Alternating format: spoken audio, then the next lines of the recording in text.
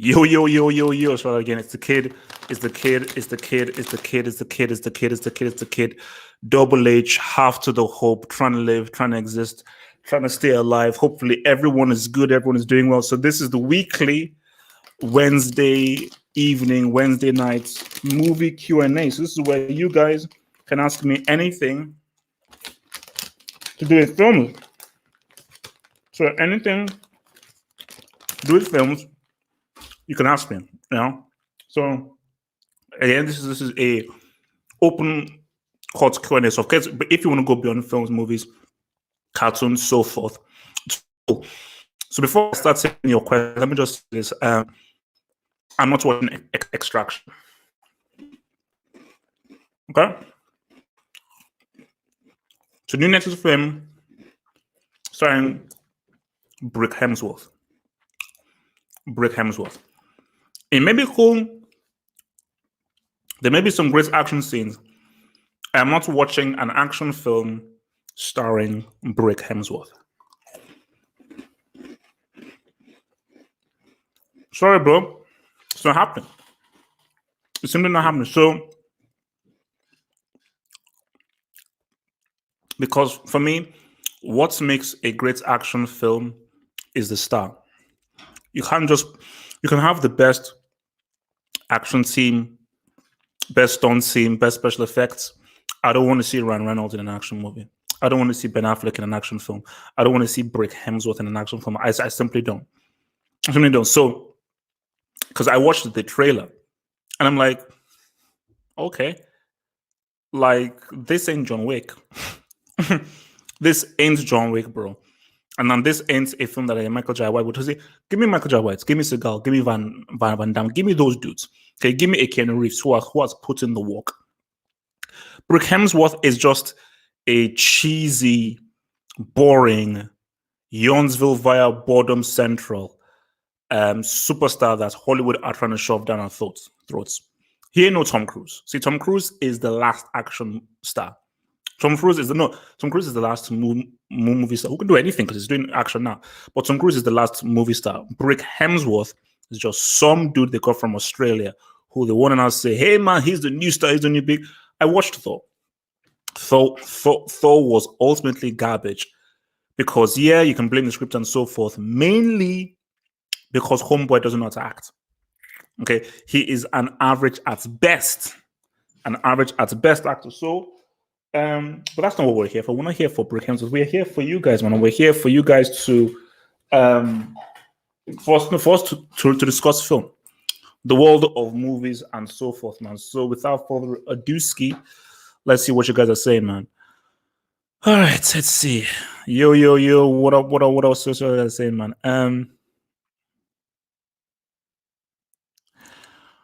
Oh, so I couldn't watch The Matrix because of those.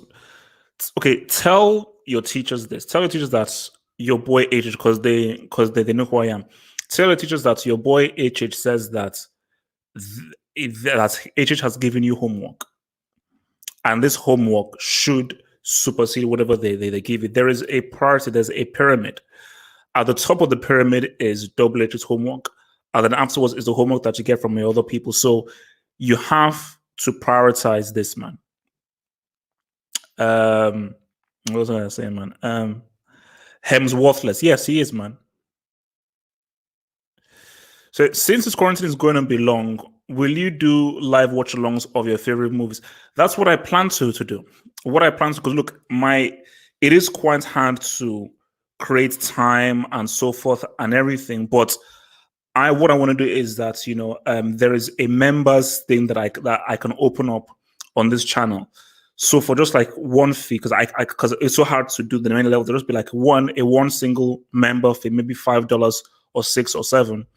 We can come in and we can watch a movie together offline. Obviously, it can't be online. It has to be an offline kind of thing. But I'm just trying to figure out the sound issues because I'm just trying to get the sound proper. So once I figure out the sound issues and so forth, I'll try and explain more about how we can do watch-alongs. Watch-alongs can't be done live on YouTube. That can't happen because as the moment I put it in, YouTube will just strike it down and will strike this channel down. So doing it, because look, everyone is on this whole copyright thing in my jig, man. So Your boy Foodie Wisdom, man. Thank you, bro. Coming in clutch with this super chat, man. Thank you, guys. Remember, all these super chats you give me, I am very thankful because they help to support me doing this stuff. Remember, I'm an independent dude trying to do this stuff, trying to do an entrepreneur, trying to get that content out there. So this breed for this is great. So thoughts on Andre 3016 verse, my personal best verse of all time. I don't know of that one, but Andre 3000 definitely has to be one of the most consistent performers when it comes to verses. Because just the way that the guy writes on the beat is amazing. But I will challenge you. I will listen to that verse, but I will challenge you that peak cannabis, late 90s, I think. So maybe between say maybe 97, 98 to maybe 201, 02. Peak Cannabis was the greatest featurer of all time. Go onto YouTube and so forth and type in Cannabis features. People didn't want this dude on their tracks because every time he came on a track, he took over the entire track. Okay, how many people can defeat Pharoah Monch on his own track? How many people can defeat a common on their own? This guy regularly came on and would slaughter and destruct dudes on their own track. So, but yeah, I think if you're talking about top features, I think Andre 3000 is definitely there. I've got to say Cannabis. I've got to say Pharoah Monch because that's how I found Pharoah Monch with Oh No, with Mos Def and so forth. But the best featurer right now, J. Cole. J. Cole had an amazing run last year where almost every single verse he did, this guy was money. And I think the last featured verse he did was on the new Gangster album. But one of the best verses I've heard in recent times, not of all time, but in recent times, was American Dream, which was with Jeezy and Kendrick Lamar. So it was Jeezy, Kendrick Lamar, J. Cole. J. Cole's verse on that, just look it up. American Dream with Jeezy, J. Cole, and Kendrick Lamar. J. Cole's verse on that is one of the most perfectly executed verses I've heard from rap in some years, bro. So, thoughts on the Last of Us leaks? Last of Us 2 leaks. I haven't yet played Last of Us. I haven't yet played that, but I do know the general story of stuff that's happening because people were not very happy with the fact that I think Last of Us 2 was going on a more kind of lesbian route. I think they're not happy with the kind of route that they were going through. So I don't want to look at the leaks because I still need to play Last of Us. But it is quite amusing that a story was so bad, it was so brick-like that these dudes decided that, you know what, this thing is so bad, we are actually going to go ahead and ruin it. And the thing about this is, ruining the story of a game is not as bad as ruining the story of a film.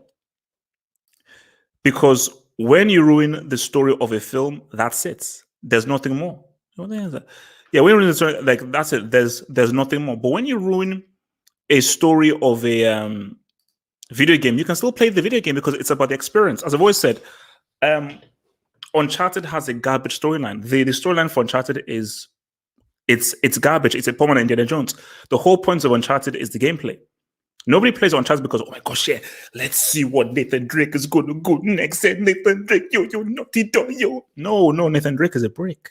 That's why he's called Nathan Drake. Nathan Drake is the cheesiest two-dimensional loser I've ever had. Nathan Drake is a loser. But the gameplay is some of the best gameplay I've ever experienced in my life, man. So from Footy Wizard again, coming in clutch, bro. Footy Wizard, thank you very much, super chat, bro. It says Captain America's grenade scene is top 5 powerful. We have to have a separate conversation about where we put about our Captain America First Avenger scene. No, so First Avenger film. Captain America First Avenger is for me, my favorite MCU film. And it's one of my favorite comic book movies. That's top 10 that we need to do. I think me and Machine need to do a top 10 comic book movies. I think, we need to do that. Top 10 comic book movies. We need to do that. So Yeah, Captain America: First Avenger. That's one of my favorite comic book movies out there, and that's there isn't a more powerful scene that perfectly illustrates the core of a character in all MCU than that grenade scene. Because that's First Avenger. Shout out to your boy Joe Johnson, who directed the heck out of that film. Do you know the theme? The theme of Captain America is my ringtone. That's how deep I like the film. The Captain America First Avenger theme by Alan Silvestri, that theme is my ringtone. So I love that film. And that grenade scene, yeah, it just showed you just what that character was about. And that was why, for me, Iron Man is cool. Captain America was easily my favorite character in the whole thingy magic. So from your boy Kevin O'Connell, man, HH, what do you think of the recent Planet of the Apes trilogy? See, very, very well directed. But I don't think I saw the third one. I saw the. Wait a minute. Okay, let me. Did I see the third one? Because I know I saw. Wait, Planets of the Apes. No, let's do this. So Matt Reeves. You know what? Let's bring this up. New window. Matt Reeves. So actually, let's just do this. So, I want to just see the films that this dude has done. So, Matt Reeves, IMDb. Let's see. Producer. Okay, director.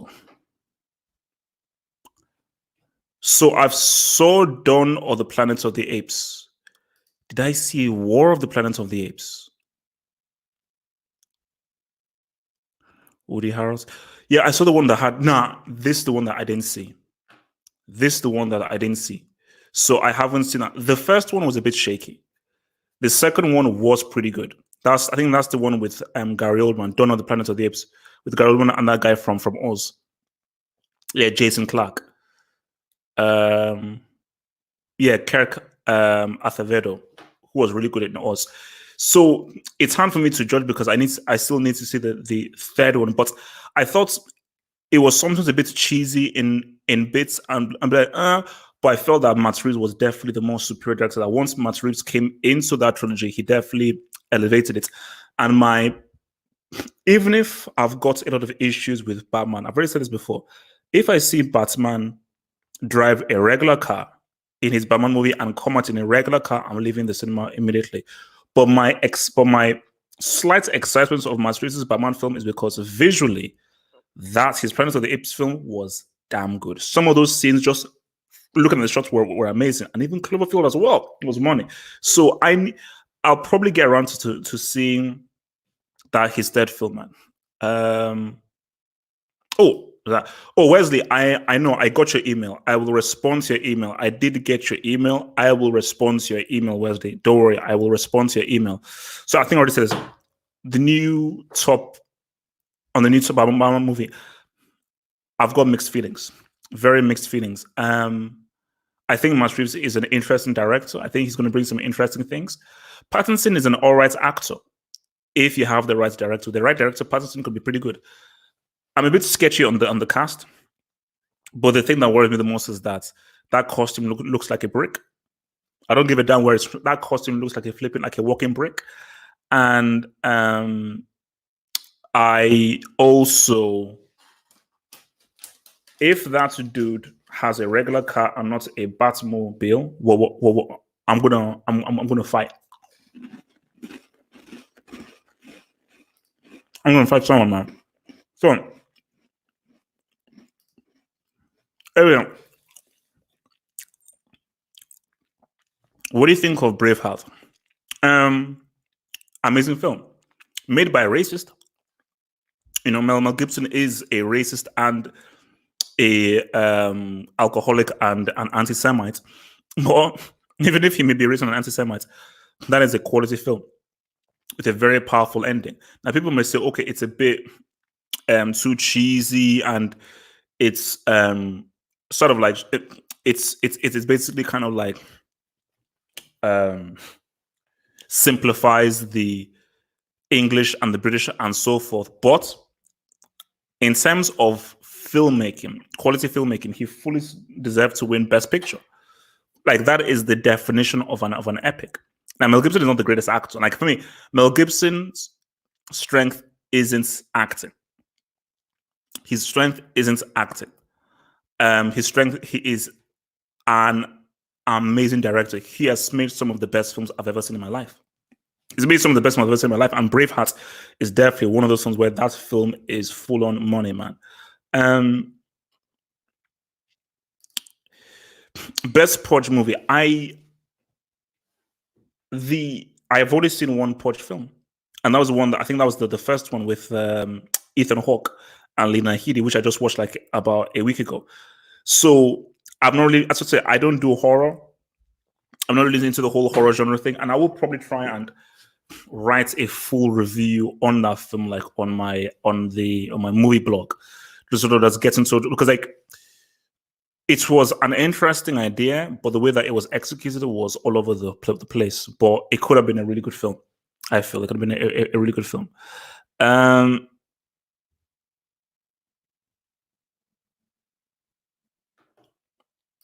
Deadpool is trash. No. Deadpool is a really cool character, man. But it just depends on how he's depicted, man. If it's depicted in the right way, I think Deadpool is really cool. Foodie Wizard, thank you for the super chat. Foodie Wizard, man. Fan of Godzilla, King Kong. I have no interest on King Kong. Zero interest at all. Godzilla is amazing. Let me just tell you this. This just shows you just people's stupidity. King Kong is a massive giant gorilla. The end. Godzilla is a beast made through nuclear weapons. He has a fire breath and a beam, and he's a warrior. Why are we having Godzilla versus King Kong? Isn't a contest. King Kong is a huge, massive gorilla in love with a white blonde chick. The end. The dumbest story of all time. Godzilla is literally that dude. Because again, my Japanese friend loves Godzilla, so he used to show me Godzilla films. I know Godzilla is like, probably seen stuff like Godzilla against King Ghidorah and all that kind of stuff. See, Godzilla fights he's a monster and he fights other monsters. King Kong doesn't fight anyone. King Kong just fights a bunch of helicopters and a bunch of human beings, and he just wants this chick. King Kong is a brick.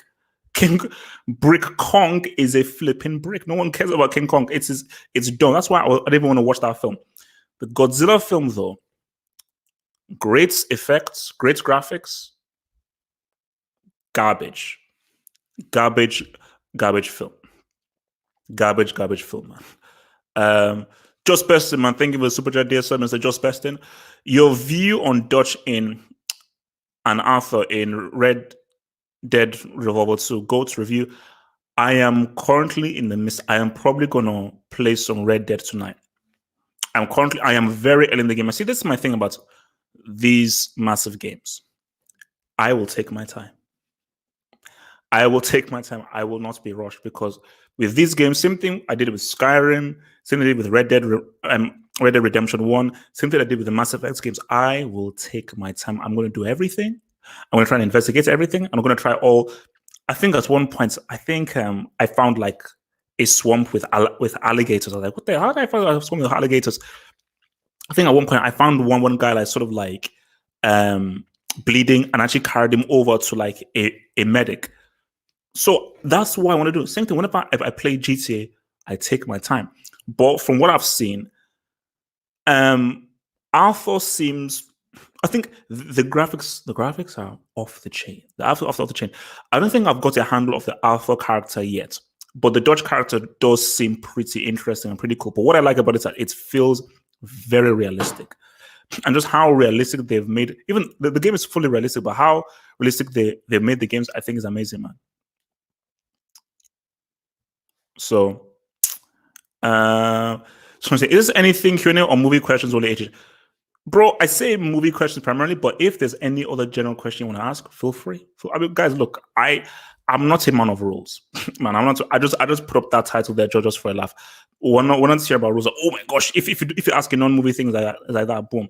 As long as it's not some kind of weird ass crazy question, then yeah, man, ask whatever the heck you want to ask, dog. It's a free world. I think. Last I checked. Um, the best Joker, Heath or Joaquin? Joaquin killed it, but Heath's one is legendary. Now let me just break this down for you. You can't pull out. You can't take away Jack Nicholson's Joker. You can't, because what I always say about Jack Nicholson's Joker is, you see, for me, when I look at Heath Ledger, that is an amazing performance, a truly outstanding, amazing performance. For me, that wasn't the Joker. That was just a character. That was just a character. For me, I had issues with how that character was written in The Dark Knight. Not the problem was great, but how that character was written. When I think of the Joker, I think of what Jack Nicholson did, where he's just a psychopath. He's just mad. But in Dark Knight, okay, are you mad? Are you a sociopath? Are you a genius? Are you clever? Are you intricate? Do you know what you're doing? Are you a mastermind? So it's too many things going on at once. Where like, I don't know whether you're a psychopath or you're a mastermind or whether you're actually truly smart. So it was like a mixture of Joker and Riddler. But a great character has limitations, where there is something very particular about him. And with Jack Nicholson's and Burton's depiction of the Joker in that Batman films, I know this dude is just mad. Yeah, he's got a bit of a sense with his chemistry and everything, but that's why he's called the Joker. Everything to him is a joke. He cracks jokes 24/7. So he's not a mastermind or clever. And which is what makes him so scary, is that this guy is random. Because he's gone. He's mad. The thing about Joaquin Phoenix is that Joaquin Phoenix didn't play the Joker. He didn't play, which was the beauty of that film. It was just a Joker in name. He didn't play the character of the Joker. He just played a character who happened to say, and even when he says to Maury, when you bring me out, call me the Joker. He then says that, but he doesn't say that because, oh yeah, this is not my name. He's like, no, that's what you called me. You called me a Joker. So I want you to now call me and bring me out and call me the thing that you dubbed me and you labeled me as. So I don't think even Joaquin Phoenix should even be put into this conversation, because he didn't play anything like the Joker. So, but for me, it's not about, they all did what they were called to do. Jack Nicholson, in his own words, said that I am making a character to try to scare kids. So in my mind is that this is for kids and trying to scare kids, no one else. So that was his mind frame. Now, if you say to Jack Nicholson, we now want you to now go real. So we want you to bring that whole Wolf and The Shining, because if Jack Nicholson wants to go dark, we can see what he did in The Shining, but he went this route. But for Heath Ledger, no one said, no, we want you to now go real and much, much darker, much edgier. And that's what he brought, which is amazing. So for what they did, for all the interpretations, it was amazing. Mark Hamill as well, for that Brick animated series, quality as well. So it is what it is.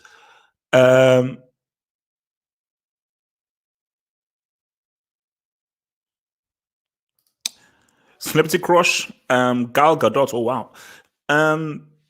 Probably Christina Milian. That was a big one. Christina Milian was a big one. I mean, Christina Milian in her day. Whew. Alien or Predator? Who is stronger? Predator. Standard. Predator is a flipping warrior.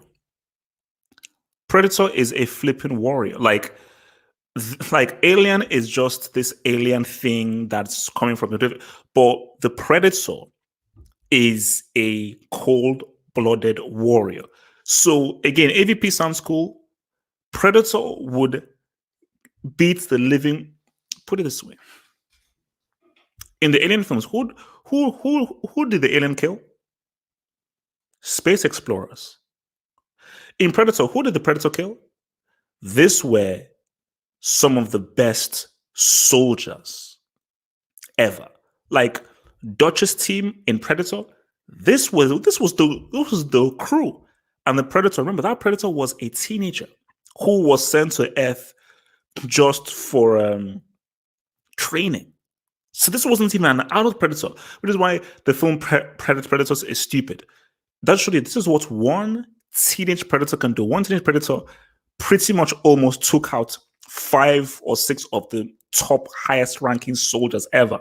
So when you put that in, if a teenage predator can do that, an alien predator would lubricate, circumcise, and defranchise and disenfranchise an alien. Actually, no, I think that's actually a good term to bring. Get disenfranchised, man. Wait, let me write that down. Wait, terms disenfranchised.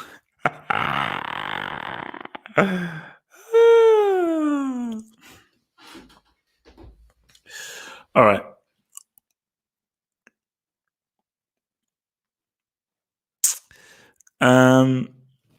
What do you think of The Last Samurai, played by Tom Cruise?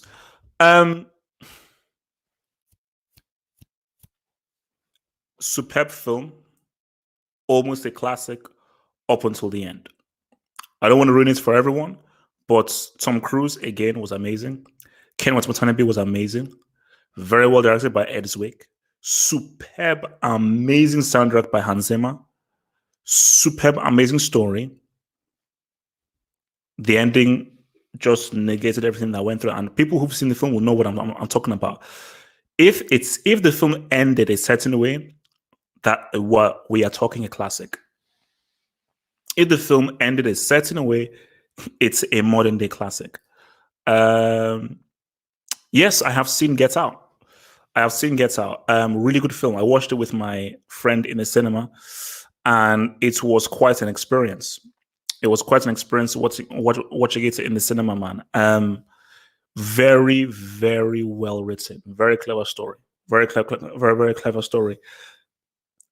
I met Daniel Kaluuya, obviously the lead actor in it. I met him. I think it was in Kentish Town. I was walking through and I was like, "Oh, whoa, yo, you!" And I said, "You man, I loved what you did in that film." I was like, "Hey, okay." She was like, "Yeah, thanks, cheers," and he just walked off. So yeah, no, really good film, really good film, man. The real deal. Great race vid, man. Where are all the black leaders now? Well, Jay-Z. Jay-Z and Beyonce, that's the issue. So we've now gone from a Martin Luther King and Malcolm X to a Jay-Z and Beyonce and a P. Diddy. But my brother did say one very good thing to that. Why do we need leaders? We should lead ourselves. People shouldn't be dependent on a leader or be dependent on someone else to try and really lift them up into something. No, have faith in yourself. Have faith in yourself and what you can do. So, you don't need a leader, man. So, all right. So, what do you think of Jake Gyllenhaal as an actor? Really, really good actor. Because he started off a bit, because one of my favorite films is Donnie Darko. I love that film, and it was him and Maggie Gyllenhaal. And Maggie Gyllenhaal was obviously who replaced Katie Holmes in the Batman film. So she was Rachel Dawes in the Dark Knight to replace Katie Holmes, who did want to come back. But Jake Gyllenhaal, so yeah, he started off small, but then he hit his mark. So we saw him in Prisoners, we saw him in Zodiac, but I think his best performance by far is Nightcrawler. I mean, how this dude wasn't nominated for his work in Nightcrawler is crazy. He was superb in Nightcrawler, and you see, he'd make a great Batman. He'd make a great Batman. Like if you were making a more darker psychological Batman and so forth, I think he'd make a really good Batman. Because that guy can really go places, man. He can go places very deep.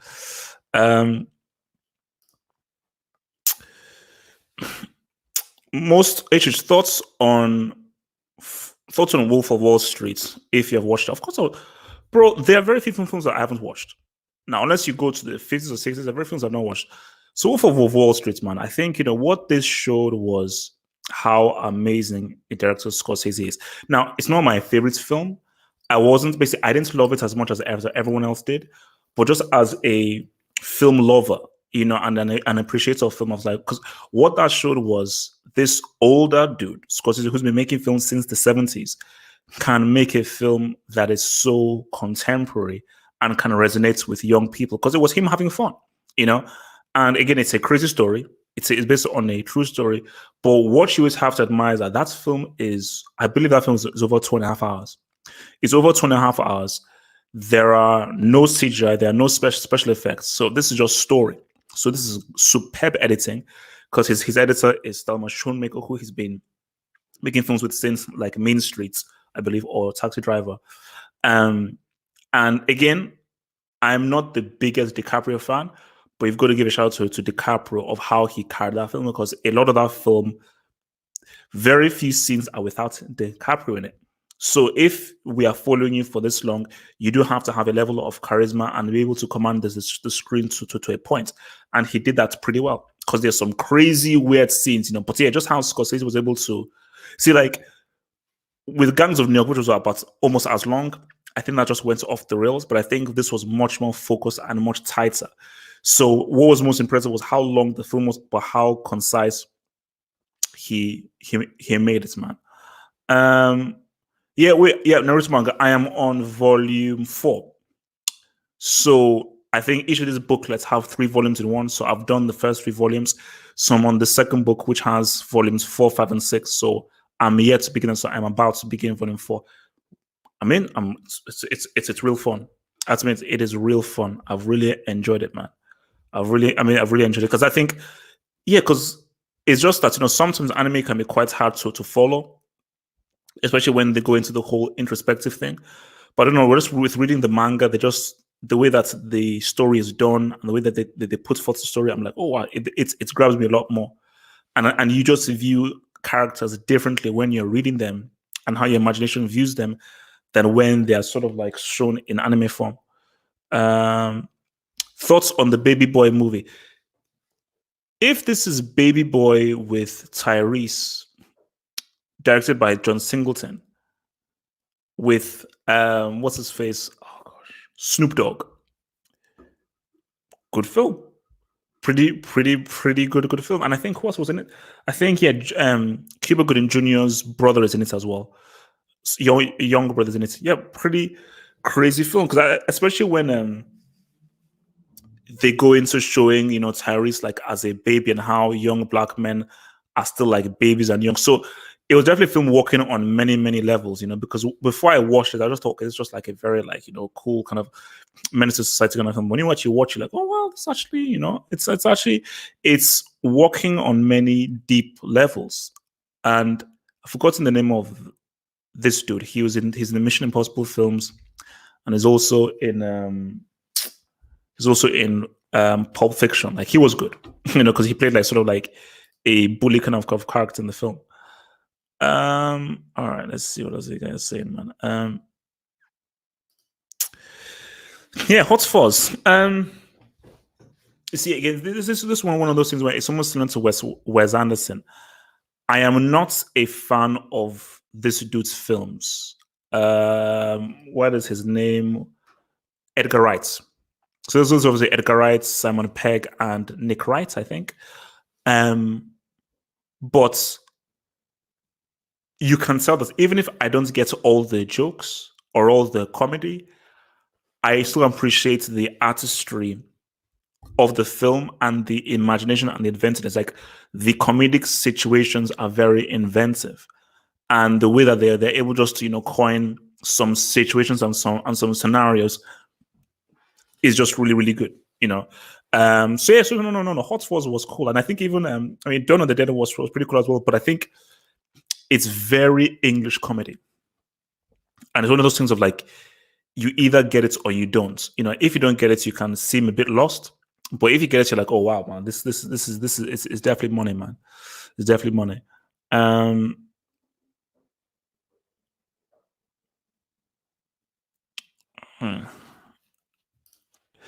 So real deal. Thank you for the super chat, bro. Thank you. When COVID ends, list 3 things that won't come back. Ooh, that is interesting. I think, first of all, cinemas may come back, but in a different form. I think cinemas will come back, but in a different form. Schools will come back, but in a different form. And I feel some businesses just won't return. Some certain business won't return because I think what this has shown is it has accelerated the digital world and the internet world. So some businesses will say, you know what, we have to now go online now. So because what is happening right now is the internet audience is getting larger, larger, and larger, and many people are now being much more savvy with how to use the internet. Like Zoom has probably quadrupled its amount of users right now. So because the world has changed, the world can never be the same again. So even when you look at the cinema, of course, cinemas will still return, but in a different form. I don't think there will be as many cinemas as there were before this hit, and I think more and more people will be looking to release films digitally because there are more people who are at home watching streaming films, and there are more people who have like a home studio and so forth. And even schools, maybe you will now have more schools now going online, and maybe the traditional way of teaching may sort of be altered. And I think you may be seeing much of an introduction of an online way of being taught. Because see, I don't know, because obviously some of you guys know in terms of what is it like having online classes. Because again, like when I was at school, there was no Zoom and there's no StreamYard. YouTube was in its infancy. I don't even think YouTube wasn't even around. Facebook was just starting off, so it was a different world, man. But yeah, it's going to be a crazy, crazy, crazy and world that we'll come into, man. Top 5 weirdest films you have seen. I don't know whether I can give it a top 5, but Eraserhead was one weird-ass film. Blue Velvets was another weird-ass film. What's the name of this film? The Room.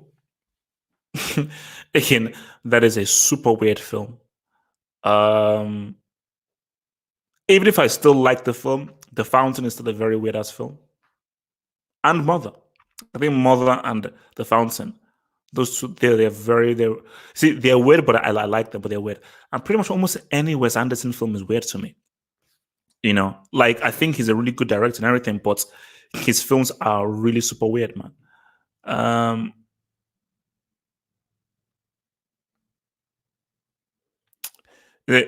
Bro, that's why I try to say to people that I have watched a lot of films. That's why I just say like my love for films and football is like this. My love for films and football, it's like this. It's pretty much identical. Like I said again, I can easily just that I've got to do different things, but if I've got nothing to do for a day, I can easily watch 3, 4, 5 films back to back easily. So I watch a lot of films, and that's just that's just the thing. I just love watching films, and I try to make it because like whenever I start, it's difficult for me just to start a film. But if I can just get past the first 3 minutes of a film, 9 times out of 10, I will end up finishing it. Unless the film is hot garbage.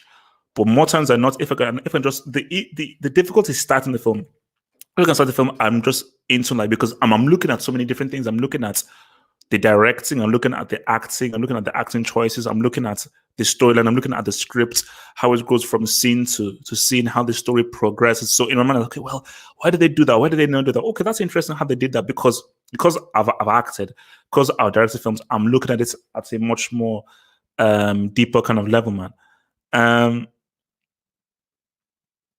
So yeah, that's the thing, man. You see, Mother, I don't want to say anything about it. Mother is has to be one of the craziest films you will ever see. And all I can say is read nothing about it, research nothing about it, and just watch it. And when you watch it, I don't know whether you will like it or hate it. it's impossible to know. And I think it's one of those films that you'll either love it or you'll hate it. But after you watch the film, you'll be like, I don't know what to think about the film, but one thing I know for sure, this is the craziest film I've ever seen in terms of what the flying F did I just watch. It is the very definition of what the flying F did I just watch. It's mad, man. Um, so the thing about Source Code is this really cool film, really cool concept. Um, but there is a TV series called Quantum Leap, and it is very similar to Quantum Leap. Like the kind of process, the kind of idea is similar to Quantum Leap, or like a guy being this other guy. So it is a combination of quantum. Basically, it's as if it's a hybrid of Quantum Leap and Groundhog Day. But I thought it was cool, and I really liked Jeffrey Wright in it.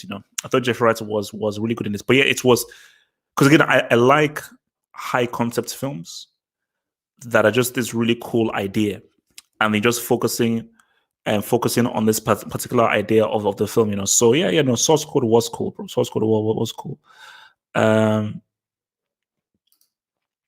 So why is Suicide Squad in the Brick Academy? Yes, the story was meh, but the acting, makeup, soundtrack, etc., were excellent. Mo, I've got to be real with you, bro. Suicide Squad is one of the messiest, most confusing films I've ever seen. It was a music video. It was a long-running music video, and yeah, like for me, I thought Will Smith was really good. I thought Margot Robbie was really good. I thought Viola Davis was really good. So there were some really good performances in there. But it was a mess. You can't just go from song to song to song to song to song. And that's how it went from. I was like, I'm watching a music video. You have to make a story. You have to introduce the story. You have to slowly progress it and so forth, and then you're in. But it was all over the place, man. It was all over the place because I was even watching a scene from it was like, man, yeah, Jokers must be crazy. Like when Will Smith has the where he basically testing out the gun and so forth, and he's giving the guys like, these are my conditions if you want me to help you. So there are some funny scenes there and everything, but it's like it was good casting and a good core group and so forth. But David Ayer, the script was garbage. And if the script is garbage and the editing is garbage, because do you know what happened? That's what I read. Apparently, they weren't happy with the first cut. So the producers got a music video editor to come in and re-edit the film to try and sort of like zip it up. So because you can tell that like this thing, it's a flipping mess, man.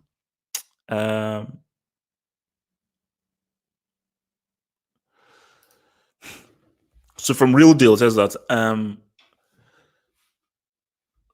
my god, crazy film Nymphomaniac. Thoughts on the We Walk? I don't know about that. What's that? Is We Walk a film? But I heard about the film Nymphomaniac. Oh, We Walk. Yeah, I've not heard of We Walk. I've heard of the Nymphomaniac, but I haven't seen the film. I haven't seen that film, bro.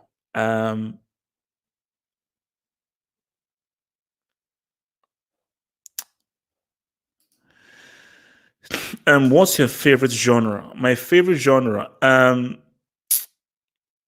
it's oh, did I miss it? My favorite genre is I have favorite genres. Oh, that was good. I have favorite genres, and it's definitely science fiction. I love crime thriller films. Like I love thriller films with like a really interesting story. Historical epics, like epic films, like a Lawrence of Arabia, Ben Hur. I love this. Well, Lawrence of Arabia.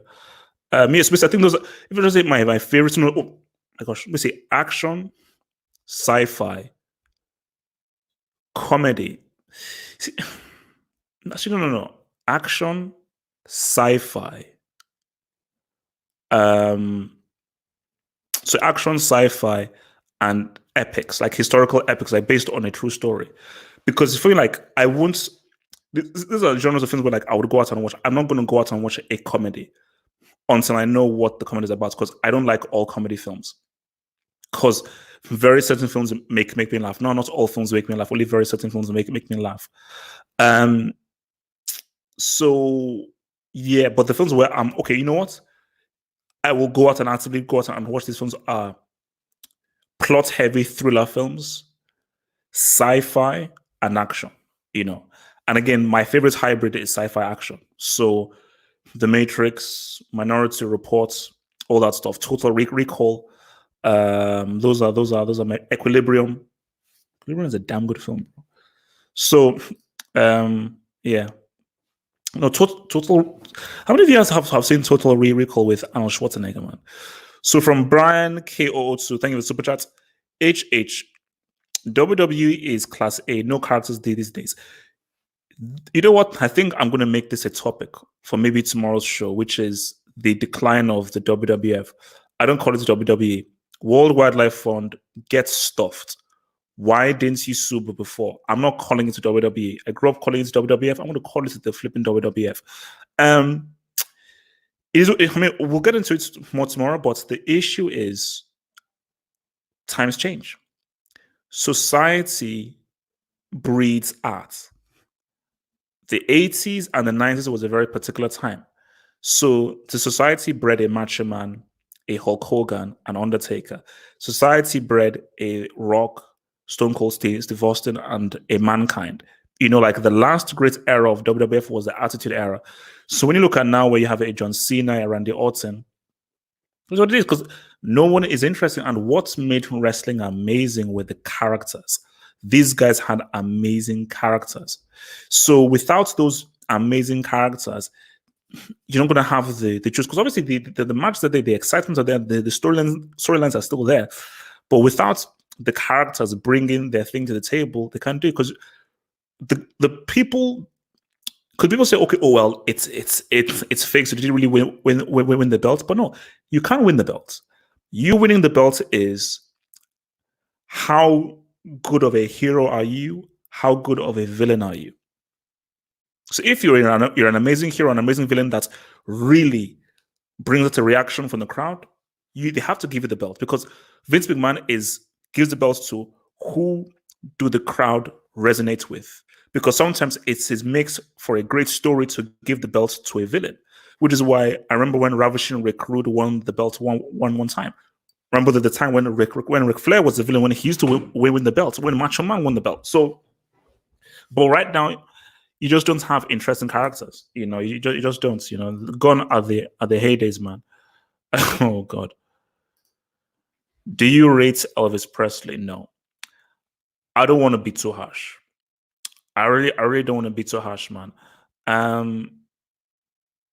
But Elvis Presley, I don't think had a talent, like a genuine talent. I just think that, you know, people just sort of took him and just tried to make him something that he wasn't really. But yeah, I have no, yeah, Elvis Presley does nothing for me at all.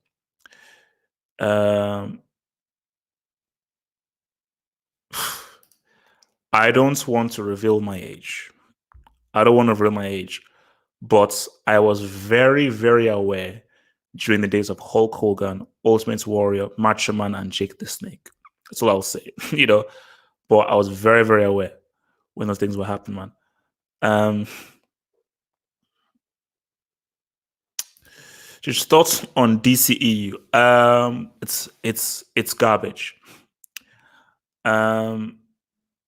It's garbage. Like for me, if DC are smart, go a different route.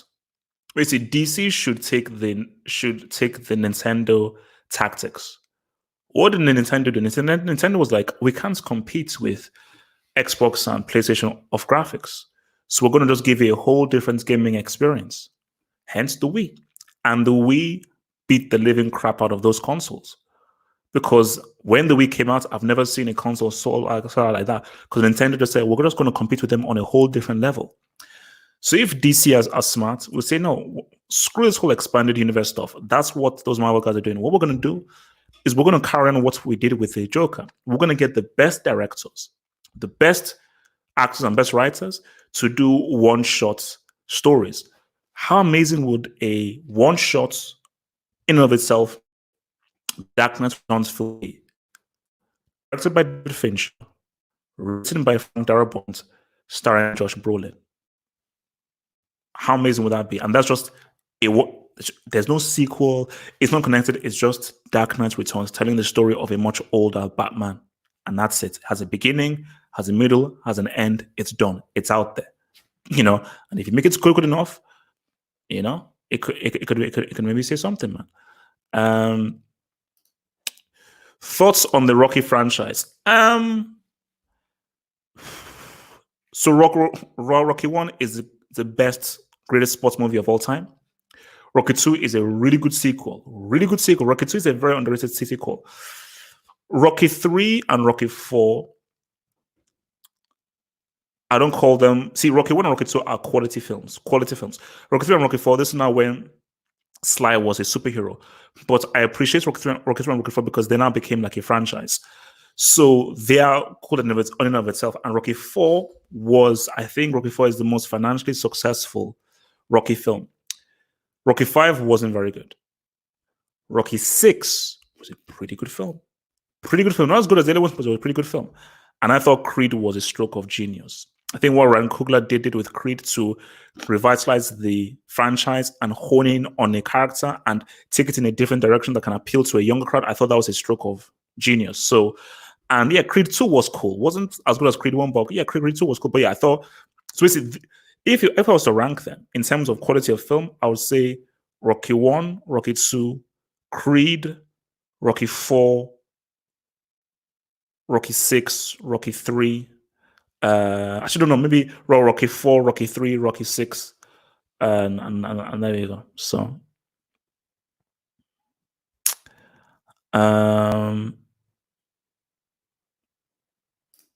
let's see what else man. This is a crazy thing. We've never had we've never truly had a quality football film. Even that film, what's it called? Escape to Victory with Sly and Pele. Wasn't that good? And that's why I said, like, if I had money, and one of my dreams is to make a really good football film. Because we've had great basketball films. We've had a superb ice hockey film. Shout out to Mighty Ducks. But we've not had a truly quality football film. Goal was garbage. That film Goal was complete, utter garbage. And the thing about making a really good football film is that you have to be creative in how you represent football, because football is quite hard to represent. But, and I've even had visions about this, is if I was making a football film, I would present the football matches like what Scorsese did with Raging Bull, where you've just got to make it interesting. You got to make it interesting, man. You got to just make it a lot more interesting and stuff. I'm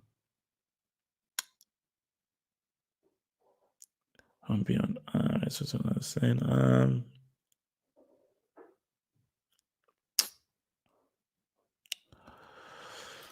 Thoughts on Harry Potter movies? I like. So I've only read. I think I've read 3 or 4 Harry Potter books, and I really like them. And I think this is what guys were saying from before, is that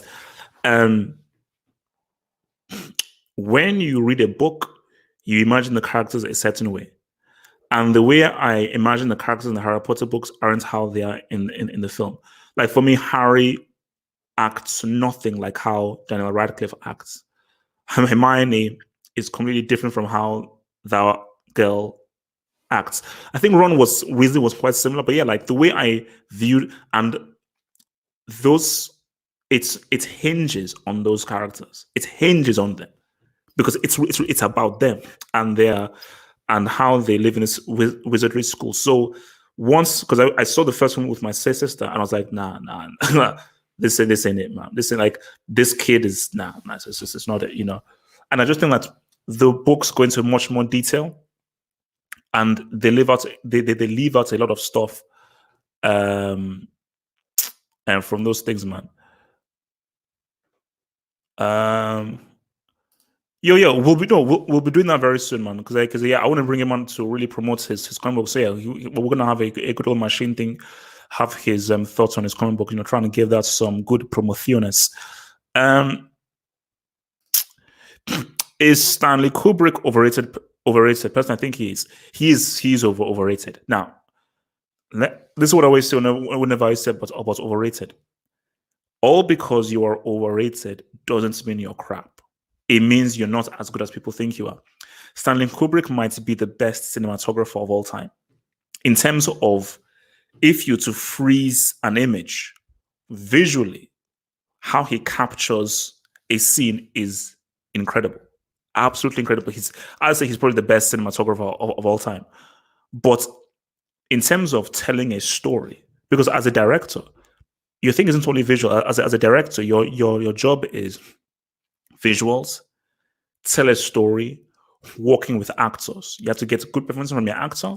And remember, you take the script, and you're the one that decides, okay, this is how I'm going to film this scene. This is how I'm going to block the actors. This is how I'm going to go from scene to scene.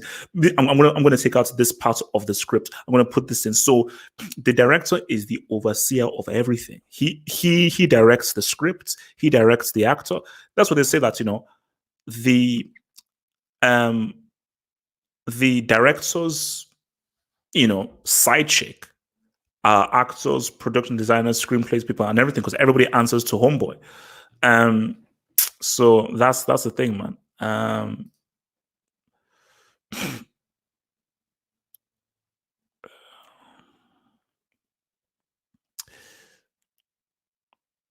Okay, 5. So yeah, are the Godfather films overrated? Slightly. Now, again, similar to what I said before, it's like, look, those films are amazing. Are they really are Godfather 1 and 2 really the greatest films of all time? So I've always felt, wait, why are they the greatest films of all time? Based on what? How? Why? Like, they are really good, amazing, well-made crime films, and there's probably some of the best films of a genre. All because you're one of the best films of your genre doesn't make you one of the greatest films of all time. Like, for me, Godfather 1 and Godfather 2 does not hold a candle to Lawrence of Arabia, or to 7. Like, 7 is like, that is what you call an outstanding film. Even with Brad Pitt's in there, it's an outstanding film. Blade Runner is an outstanding film on so many levels. So yeah, the films are good, and what I'll say though, The Godfather has some of the strongest acting you've ever seen in a film. I'll give you that. In terms of acting, I don't think any film that you'll see actually has any ones that are better than that, man. Or what are some personal guilty pleasure movies, man? Oh man. My number one guilty pleasure film is Batman Forever. Batman Forever isn't a great film. It's not. But it's a guilty pleasure film. I mean, Batman Forever is a guilty pleasure film. I think you can say The Room, because The Room technically is a garbage film, but there's something about that film that is weirdly and strangely funny. But yeah, but I think I think another guilty pleasure film. Batman Forever is my number one. I can't think of any other ones. Yeah, I think Batman Forever. I mean, Batman and Robin is a bit too.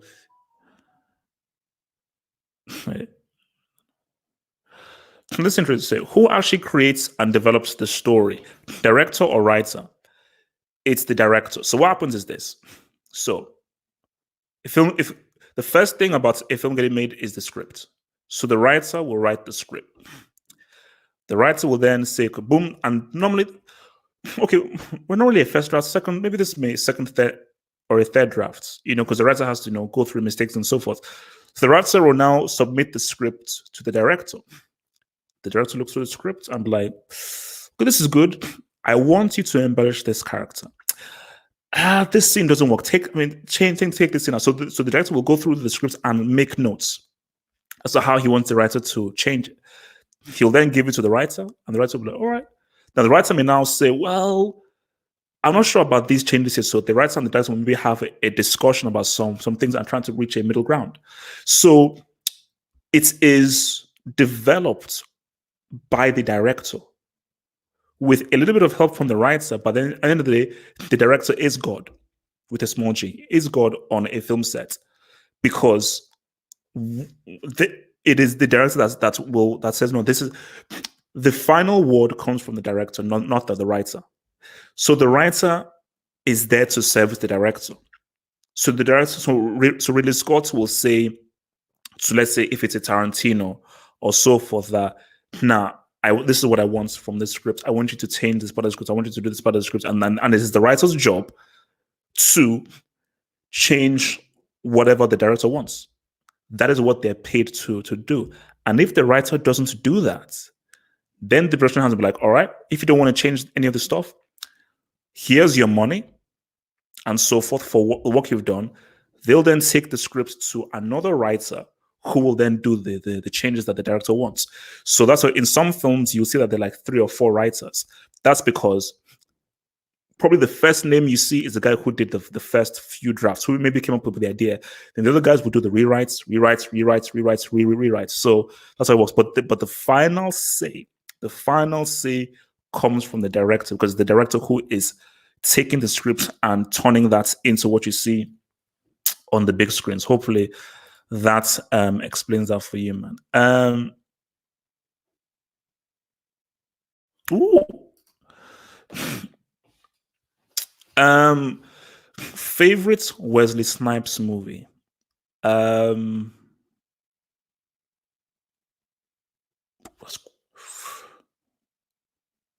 How's Blade? Yeah, Blade. Because Passenger 57 is really good. The Art of War is an underground hit. Okay. The Art of War is an underground hit. So the Art of War is money, man. So, but Snipes in Blade was too good. Snipes in Blade was too good, man. That guy was working on several cylinders, man. So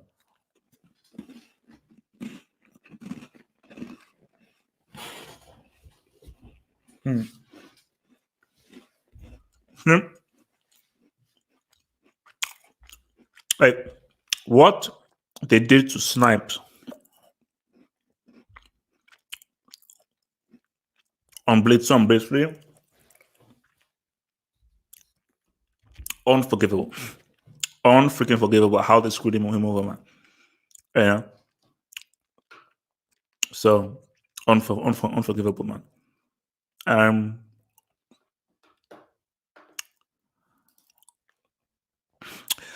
Thoughts on meditation? Soccer player or director? Oh, meditation is good. I'm actually trying to get into meditation right now. Right, so I am trying to stay off social media, use the computer less, and just trying to gain some peace. I'm quite lucky, touch wood, that I'm in an area that's quite quiet. And just that I get very anxious. I don't know why, because I have 3 billion things always going on in my head. And I'm just very, very anxious. Hence why I can't sleep well. But I'm just trying to get into meditation. Just, let me just silence. So you don't need to watch TV. You don't need to be on your phone. You don't need to be, like on WhatsApp or on Twitter. Just chill. And I'm finding it hard to stay away from those things. But yeah, I'm gonna just chill, close my eyes, and just boom, just let those thoughts roam through, man. Football player or director? You should have asked me football player or actor. So I'll say football player or actor. I would say actor. You know why I'd say actor? You have a much longer career. As a football player, your career is what? 10, 15 years, you can literally be an actor from now on until the day that you die. There is no age cap for an actor. Like Robert Duvall, I think he's in his 80s. Um, Pacino just turned 18, and Pacino has been acting since he was in his 20s. So what's that? 4, 5, 6, 7, 8, 5. That's it. 50 years that he's been acting. So yeah, definitely an actor because you have a much wider thingy, man. And I said, look, I'll still get back into acting. Like I still want to do a film with this dude that I make films with. Because I think I can't do acting as a serious thing. Because I think actors annoy me. But as just like as a joking thing and stuff on the side, yeah, man, why not, man? Why not? Oh, what's an interesting one? Best CGI you've seen on screen.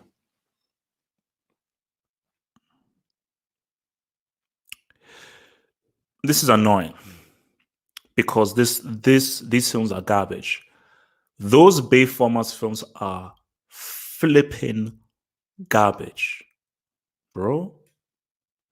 The CGI on those Autobots. Decepticons, I can't even make up what's happening because the design was so crap on the Decepticons. Because in Transformers 1, that scene on the highway where you see Bone Crusher against Optimus Prime, bro, that's like the level of CGI there, and that's like ILM. The level of CGI there is outstanding. So that is probably the best CGI that I've seen on screen. But I'm going to give a shout out to Terminator 2 because I watched T2 recently, and this was made in 1991. And watching it in 2020, the effects still hold up. Like when you see the T-1000 go through the jail cell and so forth, I'm like, what? Or when you see him like come through the ground and so forth, I'm like, what? How about this? Worst CGI I've seen. Worst CGI of a scene. I've seen so much bad. Like name any roadman movie and this. I've seen more bad CGI than good CGI. Put it that way. I've seen more bad CGI than good CGI. By the way, man. So have you heard Denzel news? What do you mean by Denzel news?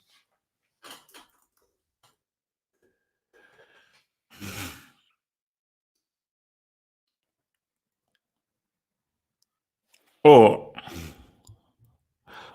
give me a break. Katie Couric says Denzel left her uncomfortable interview. Oh, give me a break. What's this? So let me just read it. Katie Couric shaken after went for her in interview.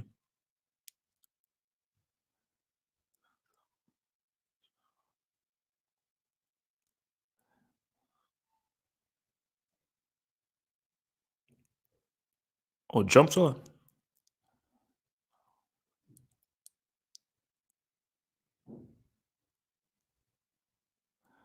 How old is the time that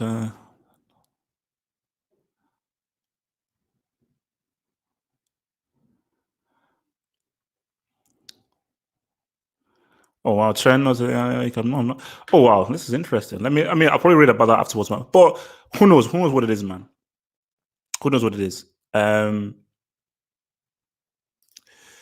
Terminator is bad in my opinion. Man, don't, man, don't. You if you're talking about Terminator 1 or something, that's a horror class. You can't do that, man. I mean, you've got to induct yourself if you do that.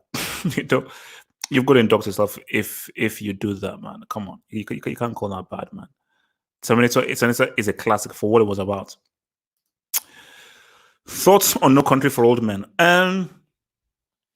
It's a really interesting film. A really interesting film. Yeah, I mean, really, obviously, look, man. I mean, what Javier Bardem did in that was, I know what many people say. If you're I think that's what my brother was saying, that if you're making a Two-Face, that is exactly how you'd want your Two-Face to be. That is the exact kind of tension you would want. Say, call it. You have to call it. Like that's exactly the kind of tension that you would want from. I think so. I mean, it was. Well, I mean, it was. I mean, it was a well-made film. I mean, there were bits that dragged a bit and so forth, but I liked how it was unconventional. You know, you didn't really have a protagonist per se. There wasn't really a hero of it, and it was sort of like because you had the Josh Brolin storyline, you had the Tommy Lee Jones storyline as well. You had the Woody Harrelson storyline, so there were many different kind of storylines as well. But yeah, just I think really the guy that stole the show was Javier Bardem. I think Javier Bardem, that's what he did, how terrifying he was, how scary he was. Really, just the guy just really shone through, bro. Um, um, yeah, oh no, I mean, you see, the thing with Avatar though is our. I don't think the Avatar's graphics have will age as well as and because I'm going to watch Avatar again because I've got Disney Plus and there's Avatar on Disney Plus and you see Avatar is one of those films where it's not the greatest film, it's not the most amazing film. I just like the film. There, it just there's just a vibe that it has that it just makes me. I don't know. I just feel sort of good after watching. And I think that's why it's made so much money because I just think it just makes you feel good, and it has a very good vibe about it. But for me, I think that Avatar was about the 3D experience. That is easily the best 3D experience that I've had. That and Beowulf. Like Beowulf in IMAX 3D was quality. That was quality. But yeah, I think for Avatar, it was about he James Cameron built it for it. You have to watch it in the cinema in 3D. You know, and and that's what makes it so good. Um,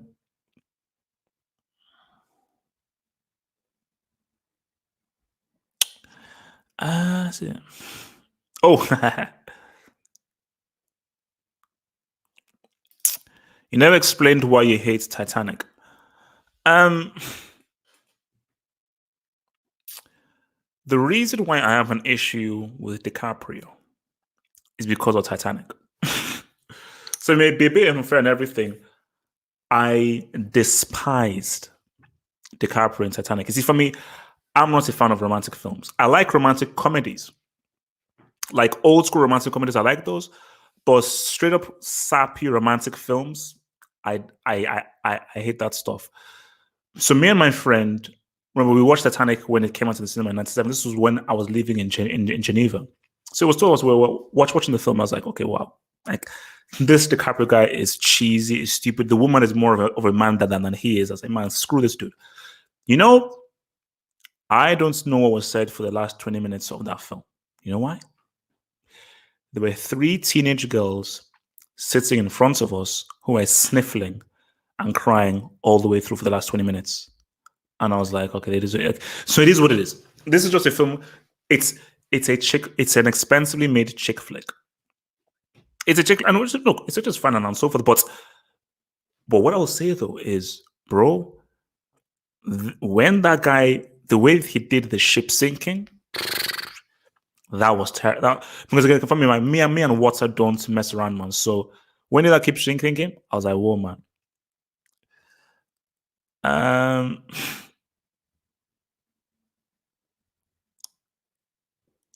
let's see. Agent, you should watch Death Note. Um, rewatch it. You know what I'm going to do? It's funny that you say that. Um, I am going to get the manga. I'm going to buy the manga. That's what I'm going to get. I think that it was quite hard to follow through the anime because it's such an intricate story. So I think stuff that is very with heavy dialogue.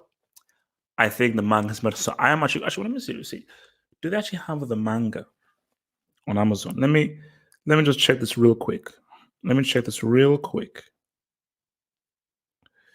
Just bear with me. Let me see whether they've got the manga on this on Amazon. Bear with me. Bear with me. Bear with me. Death Note. Oh, Death Note manga, you prick. Oh snap! Okay, yeah, they do. They do. They have the manga. Oh snap! Death Note all in one edition. 30 smacks. But what's that though?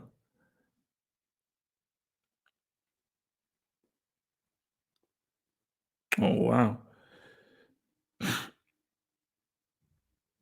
interesting, man. So does it have all the they have an all-in-one edition. Oh, all 12 volumes of Death Note in one monstrously large edition.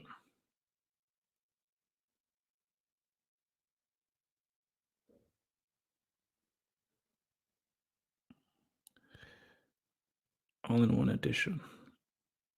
Okay. Well, hopefully it's in English.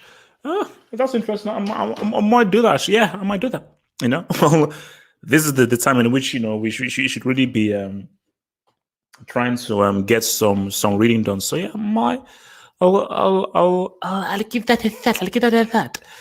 Um,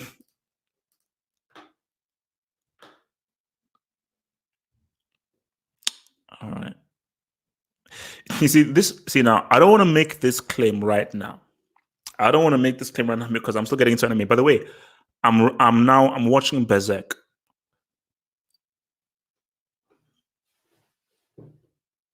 So I watched the first episode of Berserk. I don't know what the hell I just watched, but I'm intrigued. I don't know what the hell I just watched, but I'm intrigued because that thing is wild. I mean, this guy's sword is the size of the universe. His sword is the size of the universe. The animation is crazy, and all I've seen is just blood. This thing is violent as heck. So again, for me, it call me crazy. I love violent stuff. I love ultra violence kind of stuff. So I think I'm going to pop up with Berserk. So I'm popping off with the Berserk and Hunter x Hunter right now. But thing is, I think with manga, especially because they go into such a deep storyline and so forth. I think reading a manga might be the best to try and absorb this stuff and everything. So um,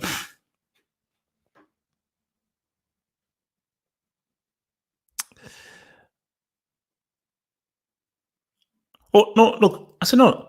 So, are you going to diss his entire body? Well, I have never. I've always said that DiCaprio is an amazing actor. I just don't like him.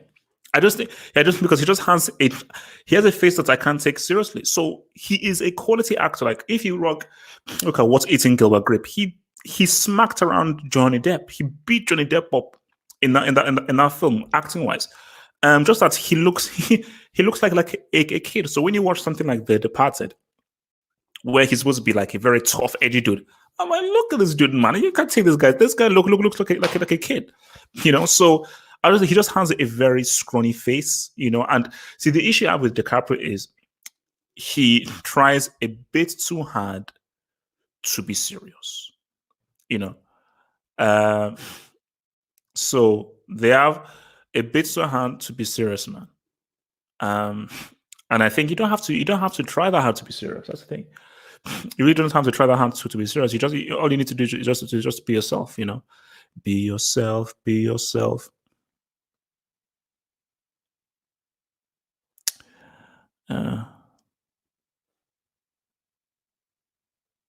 oh, okay. Wait, why have they canceled all of that stuff? Why? For what reason?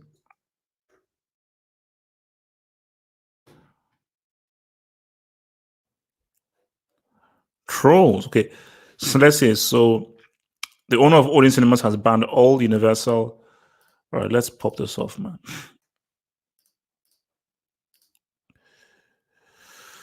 So the owner of Odeon Cinemas has banned all Universal films after the studio said it will release new movies at home and on the big screen on the same day. Oh, MC boss Adam Aaron said the ban will cover its 1,000 cinemas worldwide. Its source comes from NBC University said the film Trolls World Tour had performed well despite only being available on streaming services. The move is damaging to cinemas as well to make it less likely people visit the public screen. The children's film. First of all, I ain't watching Trolls, but this is interesting. However, with cinema currently closed because of COVID-19 lockdown, it was offered as a premium. Blah, blah, blah. I told you, man. more and more people are going to um, release stuff at home and on streaming. The world has changed. The world has changed. Cinemas are going to suffer. But you see, for me, cinemas will still exist. But I think your cinemas will be more high tier, or they'll be more expensive. So what you'll be seeing are cinemas like what you call it, cinemas like. But the thing is, it's hard though because again, so if let's say you're a major film, like the new Avengers film, and you say, all right, £50 then to get this whole thing. It's for £50 and so forth. For £50, I can still invite all my five, six friends over, and boom, that's all cool. We can all invite them over to watch the film at my house. And are you still going to be able to um, make as much money as you would if you were charging the standard 12, 15, and so forth for each person to go and watch it in a cinema? So it's all about the financial thing. But if people are saying that they're actually making good money on a streaming, that's where this now gets a bit crazy, man. Uh,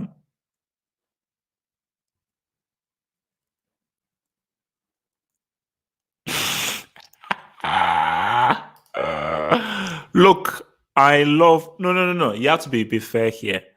I love I hate Neon and I love Hazard. I think Benteke is a full-on break. I love Zidane. I love white people. Okay, I love white people. I love white people, man. So white people are the goats, man. Shout out to whites, man. Um, so HH, what movie genres can't you stand? Mine are musicals, chick flicks, and white American comedies. I hate musicals. I've got to admit, I really hate music. Like when people just break into song, I'm like, all right, I'm out, I'm out, I'm out.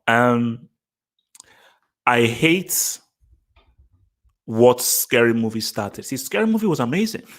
Scary Movie was amazing, but I think it has stopped now. But remember, there was that period where the period of the parody, because people were all copying what Scary Movie did. So that period of the parody was horrendous because it was so lowbrow and so void of the kind of imagination and creativity that happened in Scary Movie. That was crap. Yeah, chick flicks for me. It's not that I hate chick flicks. Like I'm not the demographic. So me hating it doesn't even make any sense. I'm just not the demographic of chick flicks. Um, you see, I like romantic thrillers, not romantic films. Basically, romantic comedies and romantic thrillers. So romantic comedies that are interesting, especially those in the 80s, or romantic thrillers. I like those, but standard romantic films, nah, I'm not a fan of those. Um, and for me, the thing with comedies is, see, cheap, cheap humor comedies. The comedies I like are really dark and very twisted and alternative. So basically, Big Lebowski, the Cable Guy, Undercover Brother, Black Dynamite. See, comedies that really are edgy and different are cool. But just like, okay, this was like a standard comedy. We're like, okay, we're going for the most obvious and basic laughs. Hate those.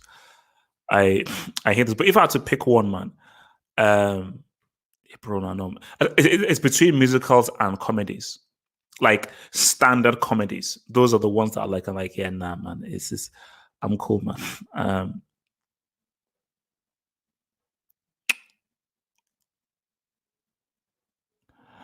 let's see.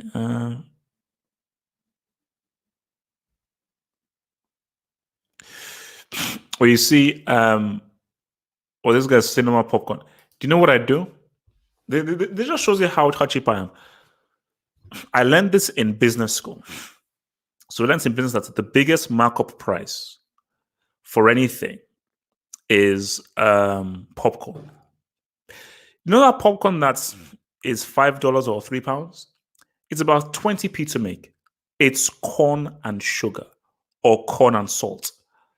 So what I do is I go to my newsagents, I get my butter cased popcorn, I wear a big coat, I shove it in my coat and so forth, maybe 15 sweets, and I walk like this.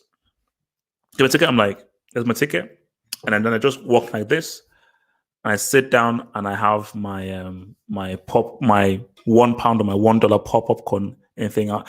Like I rarely buy cinema popcorn because it's overpriced. But then they said that cinemas make most of their money from concessions. No, sorry, yeah, from the concession stands, not from the films. They make most of the money from the concession stands. So they really are dependent on that cheddar that they make over there. Oh,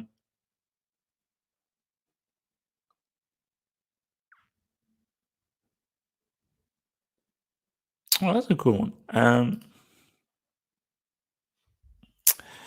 Best body cop movies has to be Lethal Weapon. Um, Probably. Rush Hour still counts. Well, no, Rush Hour doesn't count because yeah, it does count. Yeah, they're both cops.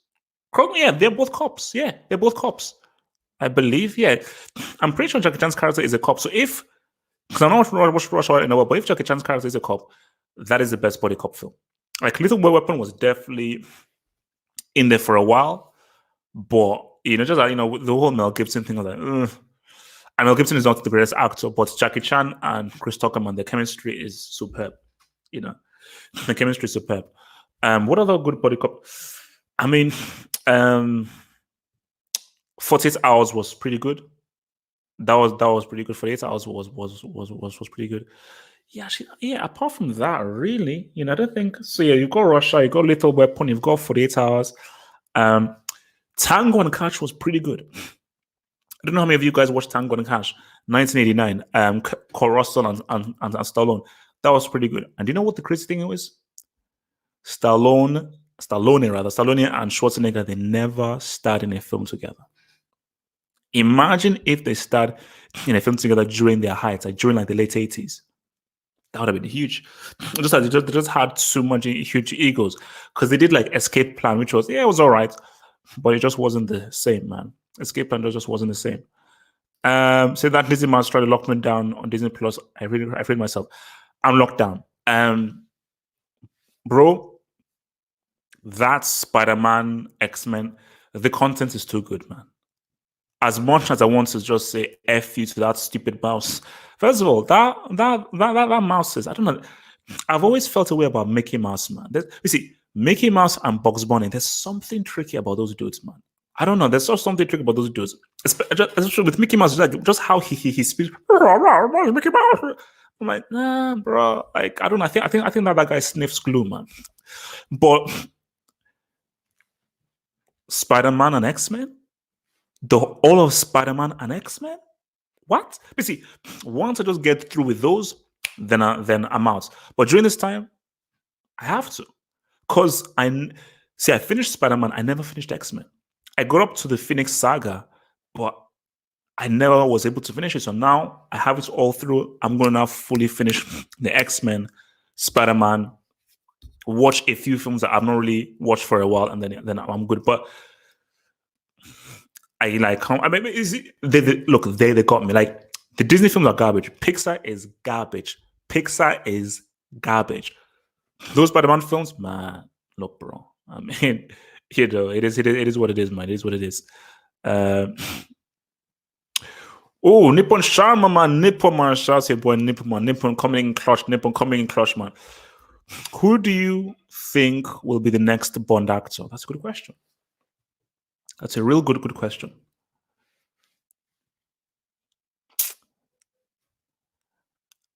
I do feel that.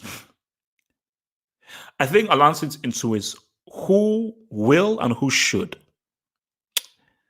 I have a strong feeling they're going to get Henry Cavill, which I think would be a stupid idea because Henry Cavill is one dimensional. But I think that based on his popularity, how much people women love him, guys like him, his likability and so forth, his look, I think Henry Cavill is a strong candidate to get to be the next Bond. Next Bond. Who should be the next Bond? Who should be the next Bond? Um,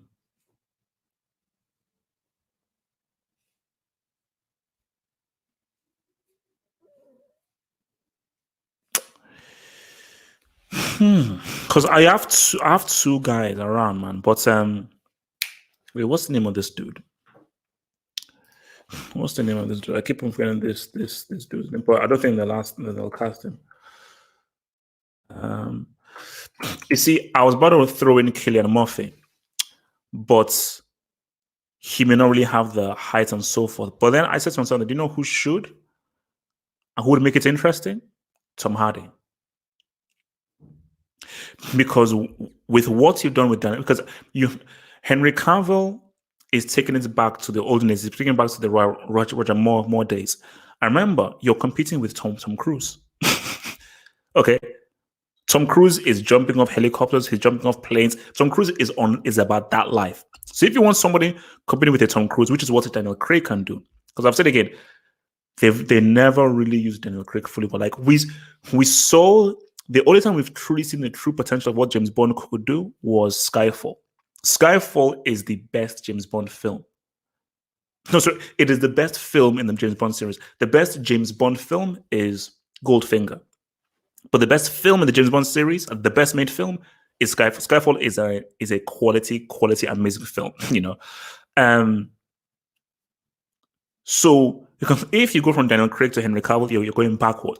If you go from Daniel Craig to a Tom Hardy, it's like, oh, okay, now this is interesting. See, in a different life, a few years, Christian Bale would have been a very interesting James Bond. You know, it would have been a very interesting James Bond. So yeah, I think but yeah, I don't think Tom Hardy would do it though. Should I watch Game of Thrones? I had seasons 1 to 6 is some of the best TV ever. No. First 3 seasons are damn good, amazing. It has the worst ending to anything of all time. So you are wasting your life and you're wasting your time going through a story that has a brick ending. So there's no point. Here's a good one. What is your favorite fight scene of all time? The best fight scene of all time is Reloaded, Chateau. The Chateau fights in Reloaded is impeccable Chief Oga level choreography. And when I saw it in a cinema, I was like, yeah, this is the best fight scene. And trust me, I've seen many fight scenes. I've seen many fight scenes. But that fight scene, off the flipping chain. Off the flipping chain. A very good underrated fight scene was John Wick versus, I think it's Cassian or Cassius in John Wick 2. That was a really good fight scene. That was a really good fight scene, man. But yeah, like that scene, like guys, watch that scene again. The Chateau fight. Neo against those dudes in the Chateau fight in Matrix Reloaded. It's insane. Shout out to boy Keanu, man. Shout out to boy Keanu.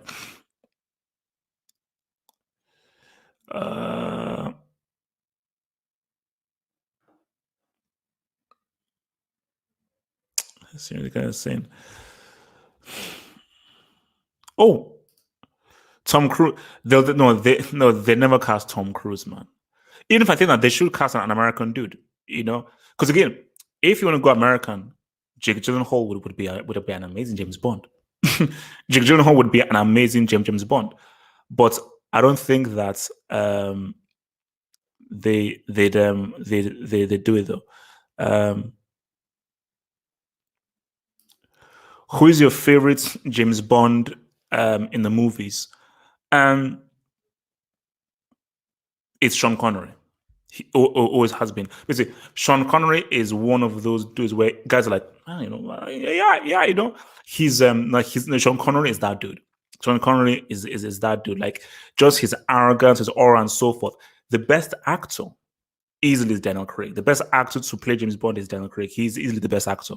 But just the best James Bond, who I felt really captured the vibe and so forth of James Bond.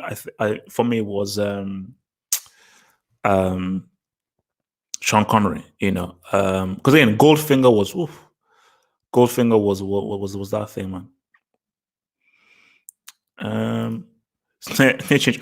Where do you rank Kevin Costner as an action movie dude compared to the others?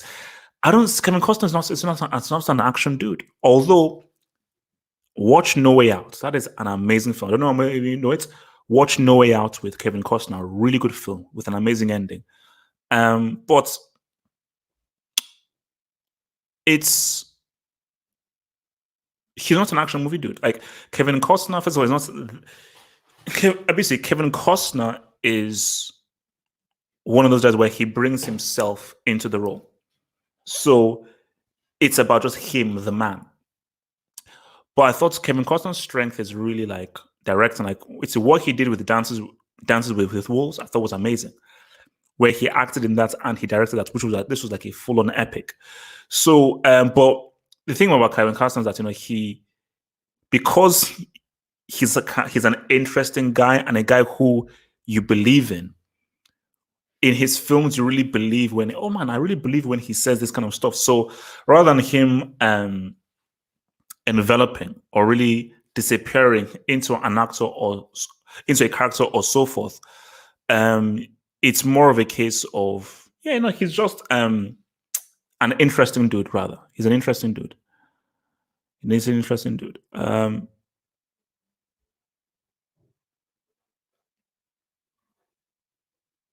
Let's see. There's one thing. Yeah. So I think I mentioned this before. I don't watch horror films, man. Like, what was this? The I was badly scarred. I was badly scarred by the events of I was badly scarred by the events of Exorcist and Nightmare on Elm Street. Like it left me so scarred because I think I just watched it when I was so young that I was like, you know what, screw this.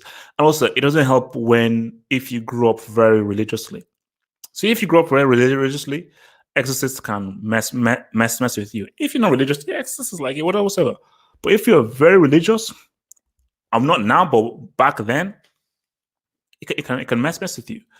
So and also all those things that were with like jump scares and so forth. Nah, I'm not about that life, man. I'm not about that life, So if it's a really good film, like you see, people have said like The Witch is a really good film. So yes, cool, but I don't watch like horror genre films because sometimes I find them cheesy. Like I watched that thing. I think it's Cabin in the Woods with Chris Hemsworth and so forth. Stupid film. That film was completely and utterly stupid. Let's see.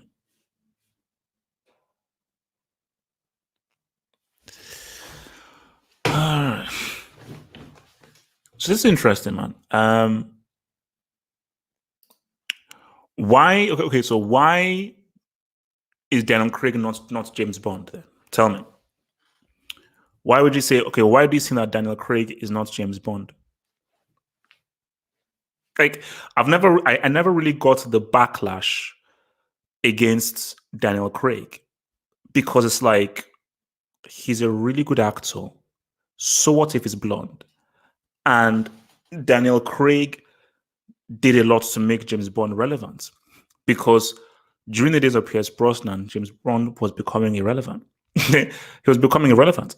So Daniel Craig, he updated James Bond and he made him cool and interesting again because see, the James Bond concept is quite dated. The only way you can make James Bond relevant is that you've just got to focus on, forget this whole like, oh yes, mom, no, mom, I forgot. All that. He's a spy. He's a spy who is suave and has got swag. So once you're focusing on that, he's a spy who got swag and swag. Let's update that to 2020 now, you know, and let's just really focusing on this guy being a deadly spy who has class. So he's a spy with class, So if you really hold in on that concept, but you update it and you make the stories interesting, then you can. That's what Skyfall was like. Man, you're now going into a really good area. Skyfall was like, man, you're now taking your James Bond into the area that it really needs to go storytelling wise. And for me, I like Spectre. Spectre wasn't as good as Skyfall, and I think even Homeboy, the director said that the issue with Spectre was that it was the first film he did where they didn't have an ending before they started shooting. Hence why the ending was sort of weird and all over the place and so forth. But there was still some good stuff in Spectre, and I would have liked him to at least finish up and round up the trilogy, So, because I think that is what he wanted to do. So yeah, man. Prologue, yeah.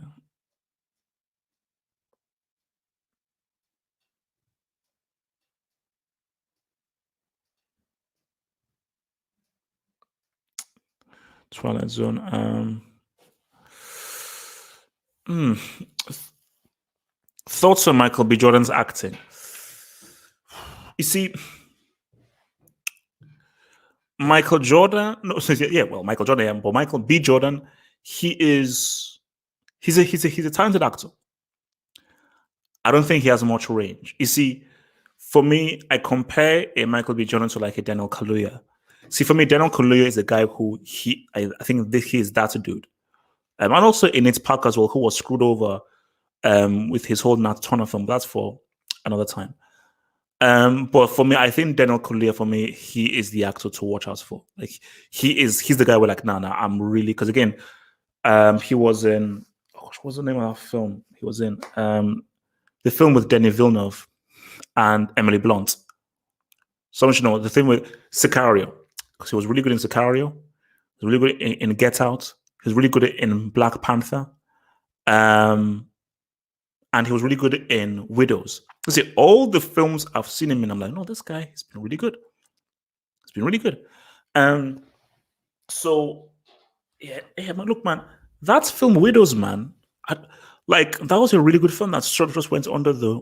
Yeah. But Michael Jordan, I think he does just one type of thing, like very intense, very angry, and so forth. But I'm not seeing much range from him. So the thing with Michael Jordan is that he's a great movie star. I think he makes a really good leading man. But I don't know whether he's a strong actor and a strong versatile actor. I think Daniel Kaluuya, for me, I just think he's more stronger and versatile. Because I think to be a really good actor, you have to be able to be intense, be vulnerable, be scary, be funny, and so forth. Because again, when you look at Daniel Kaluuya in Get Out and you look at him in Widows, those are two completely different characters. And you just look at him taking on and putting on an accent in Black Panther, you're like, oh my gosh, this guy really has range. Emily Blunt is that dude. All right.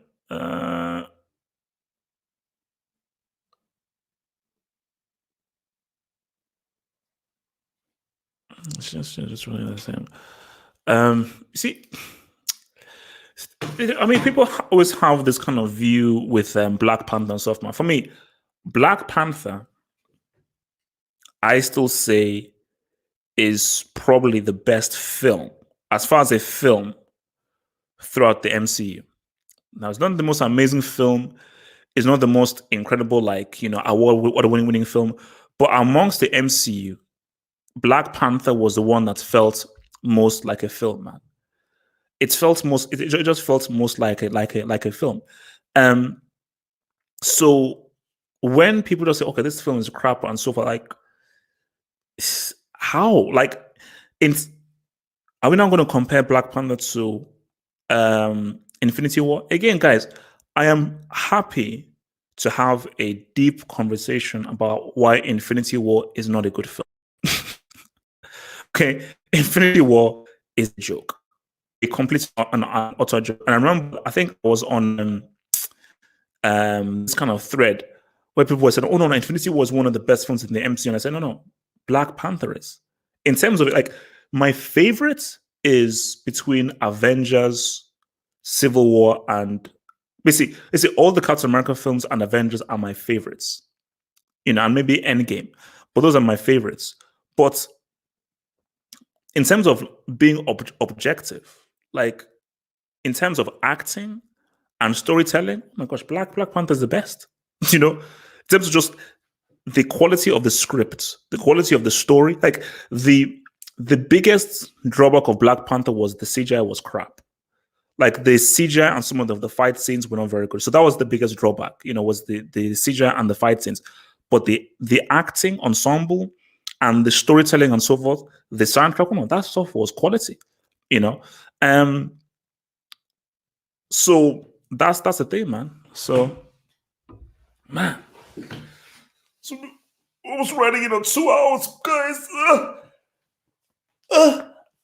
So plan for this evening for you guys, man. Tell me. I've now turned the tables on you. What are your plans for this evening? Tell me your plans for this evening. The freak? Tell me your plans for this evening, yeah. Tell me your plans for this evening.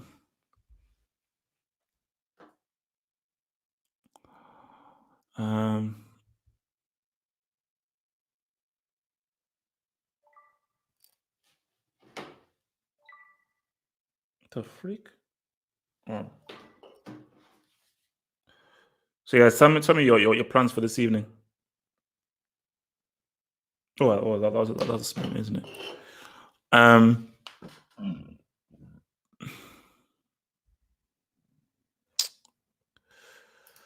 The worst female actor is Anna de Armas. It used to be Jessica Biel, but Anna de Armas is garbage.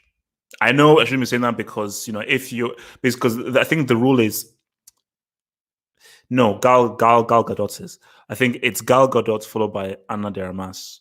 The most overrated female actress is Jennifer Lawrence, who isn't as good as people think she is. It used to be Jessica Biel because Jessica Biel is garbage, but Gal Gadot can't act, and Anna de Armas is a garbage actress. And I know the thing is that if you're attractive, you're not supposed to say someone is crap. Especially if you're an actress and you're attractive, and you say someone is crap at acting, you can't. So and it's crazy. And the thing about Gal Gadot is that, like, she works for. And I'm not real with Wonder Woman. Her face may look like Wonder Woman from the comics, but Wonder Woman is supposed to be quite imposing. And I always say this: Zack Snyder picked Gal Gadot, not Patty Jenkins. I am willing to bet with you, if Patty Jenkins was casting Wonder Woman, she wouldn't have picked Gal Gadot 100%. Should have picked, should have picked a better actress to begin with, and should have picked someone that looks slightly imposing. She picks someone that looks actually slightly imposing. Like, okay, well, okay, this person can maybe do something. Why are villains more interesting? You see, it's all down to writing. Villains shouldn't be more interesting. Now, on the face of it, villains are more interesting because we have a fascination with people that do things that we can't. Why? What is the first thing you do in GTA? First thing you do in GTA is you go inside a car and you run people over on a pavement. You get out, you buy an AK-47 from Ammunition, and you start gunning down people until the cops stop you. That's what. So we have a fascination with doing stuff that we can't do and we're not allowed to do. So villains interest us because, like, wow, they are going and doing things beyond the boundary that we wish that we could do, but what we can't do based on we don't want to go to jail and so forth. So there's a fascination upon that. But it doesn't have to be more interesting. Protagonists can be interesting as well, dependent on how they're written. Now, if you write a protagonist in the way of like a Superman, then he's boring Because who cares about a Boy Scout? He does everything so good. He has a cheese. That's not interesting. Okay, yeah, wow, you're good, cool. But if your protagonist is like a Frank Castle, you know, or like a Bruce Wayne or an Al Simmons, where okay, no, this guy, he's a hero, but he has depth. He's a bit odd. He's a bit interesting. He's coming from a whole different angle. Then he can be so then you're like, wow, he's a hero, but he's not a conventional hero. He's a hero that actually has a personality. He's a hero that actually has some level and some depth to him. So it's all down to writing. You don't have to be a villain to be more interesting, bro. I don't ascribe to that, man. Um,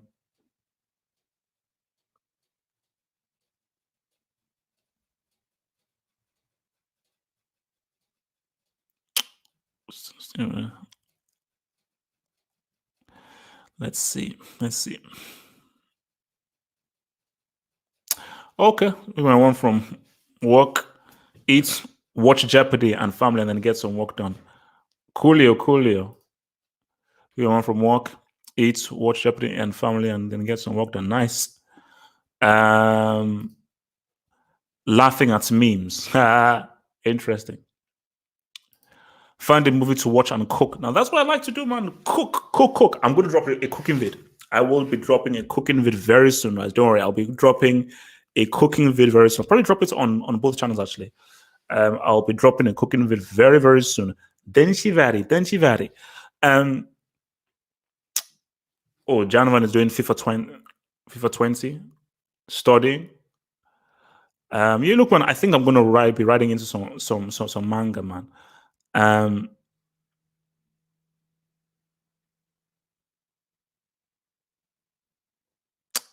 So what this guy says. So now, see, this is why I said so. If you're looking for a movie to watch, tell me, do you want a comedy? Do you want a drama? Do you want a thriller? Do you want a sci-fi? Or do you want an epic? Tell me the genre you want, and I will give you a recommendation. Told you, man, you're dealing with the film guru here. Dealing with the film.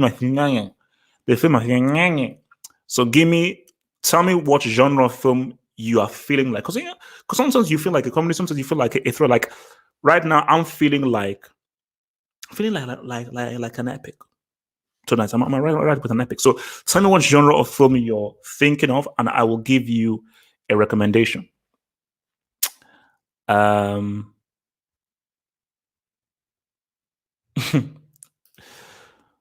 You see, Tom isn't that great a villain because Tom gets screwed over. You can't be that much of a villain and get your ass handed. Do you know what? An argument can be made that Jerry is the real villain.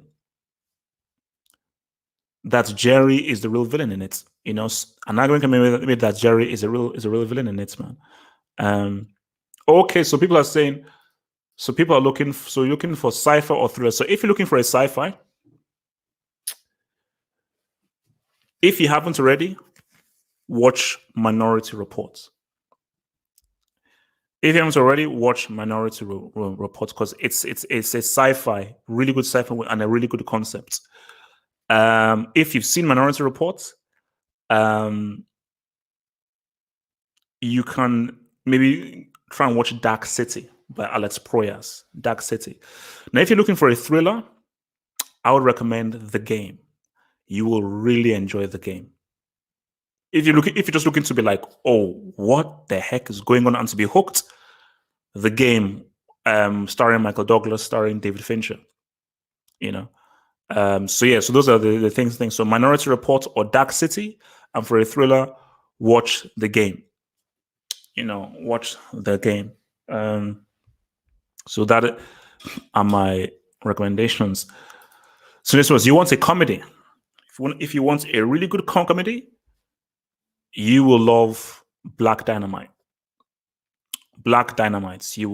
That is a hilarious film. I'll be shocked if you don't find it funny. It is actually, I'm actually will watch that maybe tomorrow. But yeah, give yourself a good thing and watch Black Dynamite. Is Frieza the GOAT villain? No. But Frieza is Frieza is my favorite Dragon Ball Z character. Him alongside the Vegeta. And my favorite it's, drama. Ooh. Well, if you haven't already, I would recommend Philadelphia. If you've watched Philadelphia, I would recommend A Time to Kill. So Philadelphia is with Tom Hanks and Denzel Washington, who are both amazing in the film. And A Time to Kill is with Matthew McConaughey and Samuel L. Jackson and Kevin Spacey. So those are the ones. Either A Time to Kill or what did I say again? Philadelphia. Um,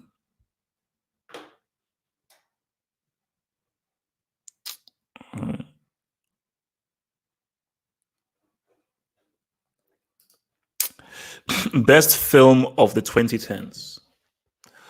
Um, Best film of the 2010s.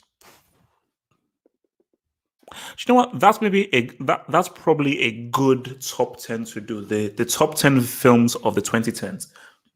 So let me even save that for my shit. I think that's a good one to do. Top 10 film of the 2010s. Because that's difficult. But I think I have one.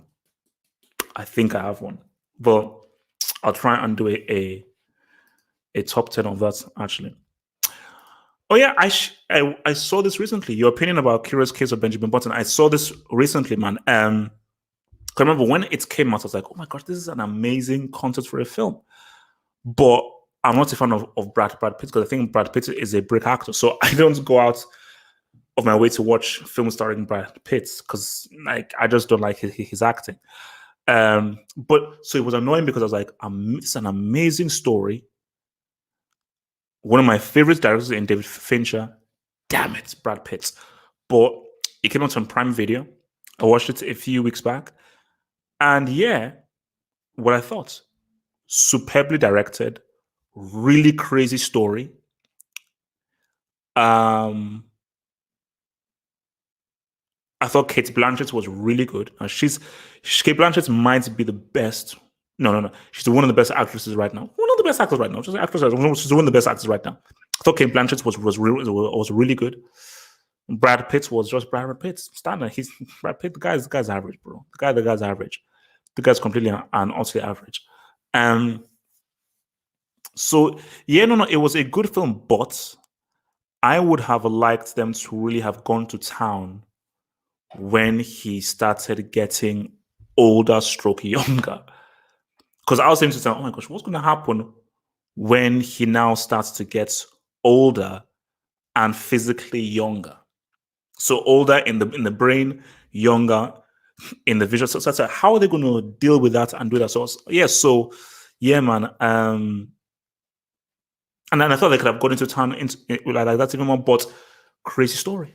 What a crazy story. And I thought it was pretty well done. It was pretty well done, man. Oh no, Kate Blanchett is amazing, man. She's a very, very strong actress, man. She's a very, very strong actress, man.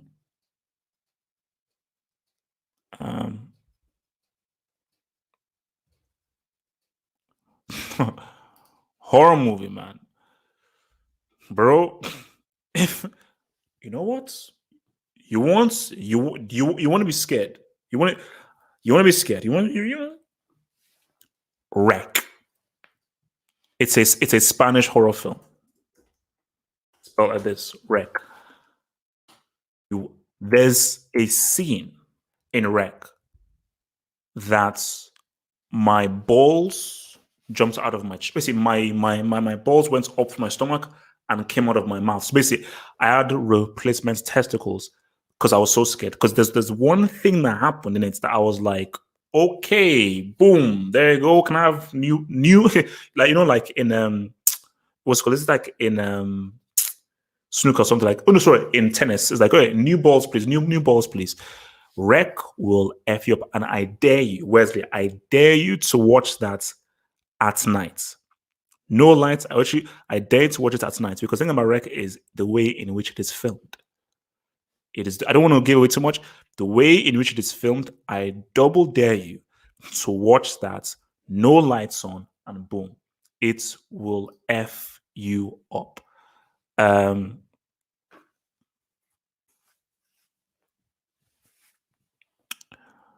where is it? You see, thing with Jesse Eisenberg is you have to cast him well. If you cast Jesse Eisenberg well, he's very effective. He's not a very versatile actor because he's got a very particular like that's just what he does. So he was very well cast in Social Network. That worked really well. But in Batman v Superman, he was horribly cast.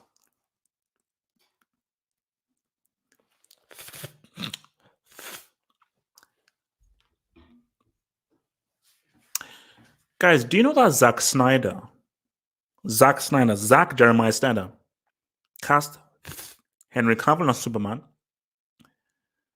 Ben Affleck as Batman, Gal Gadot as Wonder Woman, and Jesse Eisenberg as Lex Luthor.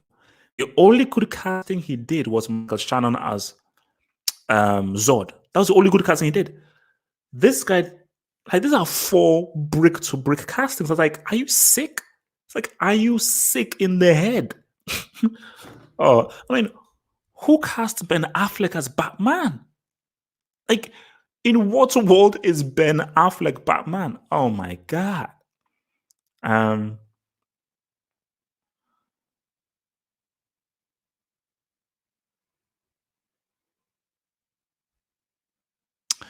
Yeah, you see, thinking about the DiCaprio and Brad Pitt is, look, let's just keep it real. They have faces that are adored and loved by women. Women love these dudes. And whether DiCaprio wants to admit it or not, you get films greenlit because of your face. The only reason why Scorsese stopped working with De Niro is because De Niro will not greenlight a film, DiCaprio will. All you need to just say is DiCaprio starring in this film. Every woman on earth is in that cinema seat. And most guys are there because they appreciate him as a very good actor, and it's Scorsese. If 40-year-old De Niro is starring in a film, women are not going to rush to go and watch a De Niro film. Because a lot of women rush to watch films because they like the guy. They want to have sex with the guy. Simple. You know? But Brad Pitt is a crap actor. He's crap. But if you cast Brad Pitt well, i.e., Brad Pitt in Fight Club or Brad Pitt in 12 Monkeys, he can be very good. See, I think Brad Pitt is very good at comedy because he's got an interesting personality and he's got good comedic timing. So if you look at Fight Club or 12 Monkeys, these are very irreverent kind of characters, which he does well. Apart from that, he's crap. Brad DiCaprio is a really good actor. Like, for me, like, you say, no, this guy, he's a really good actor, but he tries too hard. And you can visibly see him trying really hard to be like, yeah, I'm serious. But the issue is that this is why I say, like, in films, casting is very key. You can be the best actor in the world, but if you're too short, you're too short. If you're too tall, you're too tall. If your face isn't the right face, it's not the right face. If I'm making a film about a serious, hard-edged, edgy dude, I'm not casting DiCaprio. You know what I've always said? If Departed, which is inferior to Infernal Affairs is much better than The Departed. If The Departed cast Mark Ruffalo and Eric Bana in those roles, you've got a different film. You've got a different film. You know, Matt Damon is average. DiCaprio, wrong casting. You put Mark Ruffalo and Eric Bana in those films, different film. Speaking of Brad Pitt, I watched Troy again. And Troy had some things, man. Troy had some things. It was written by David Benioff. Yes, that's Game of Thrones break. But Troy had some things, directed by Wolfgang Peterson. But you could see that in Troy, Brad Pitt was crap. Like he was so crap. But they cast him because of what he looks like, because Achilles is supposed to look like this, effeminate kind of guy that has this kind of look and so forth. But Brad Pitt, his acting was awful. His acting was awful, but the fight scenes, everything was good, and Eric Bana was really good. Eric Bana was really, really good in that film. He was really good in that film. And so was Sean. Like Sean Bean is good in everything, but so was Sean Bean. But no. See, if Troy cast like, you see, I would say you can't cast a DiCaprio because the DiCaprio is just, maybe they just cast someone just who could act. Just cast someone who could act, and that'd be good, man. Just put in Tom Cruise, bro. You know. You see, that's the thing. All because someone looks the part isn't good enough. Now, if they said Achilles doesn't say anything, because Brad Pitt definitely did fit the part on a visual level. But if you now have to act, bro, you need somebody who looks the part and can act. And I will always go for somebody who can act than somebody who can just look the part. Gal Gadot may look the part. Once her mouth opens, it's full on bricks. It's full on bricks.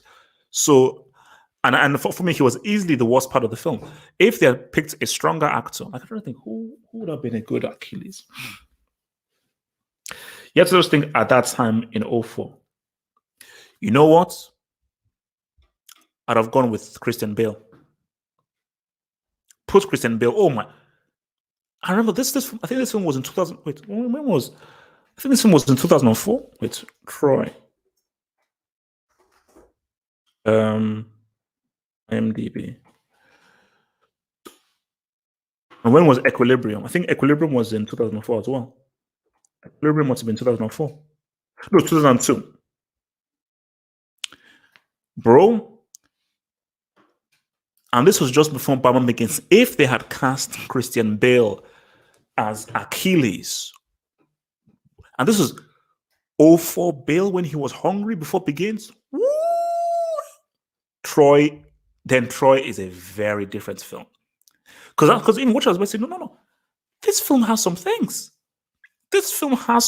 And like that fight between, is it Hector or something? Hector and Achilles.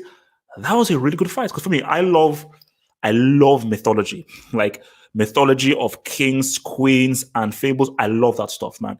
So if they just picked a really good dude, man, that would have been money. Oh, did I miss the super chat? Let's see. Oh, cool. Outside the Aviator, DiCaprio is one overacting break. Okay. So this thing about DiCaprio. After Titanic, DiCaprio wanted nothing to do with the Titanic because he was just seen as, you're just the pin-up dude, and that was it. He was just seen as the pin-up dude. So, and he didn't want to be that. So he made a conscious effort to not try and be the pin-up dude. That was how he was represented in Titanic. He was like the number one heartthrob. So that is why when you look at all of his films and the roles he takes, he was like, no, it's very serious. And you can see that, bro, you're trying too hard to be serious. So it will come across as overacting. But sorry, you know what DiCaprio's best acting performance is? Django Unchained. You know why? Perfect casting. Because when you look at what that character is, that is exactly how I would think the character would look like. Because DiCaprio has a baby's face. So even if he's 40 or 50, he still looks like a 20-year-old. And we look at what that character was about, like Candy and so forth, Calvin Candy. DiCaprio was perfect for that role. He was completely and utterly perfect for that role. So, yeah, man.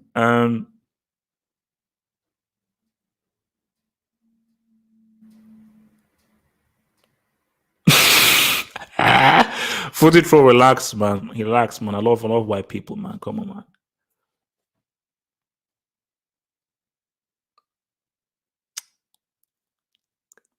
No, no, not no, bro. Look, it's not every film, man. But at that time, you give me bail.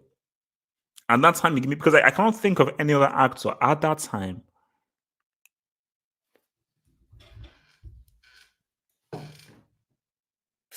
But I don't know whether he'd be because I'm thinking Jim Caviezel.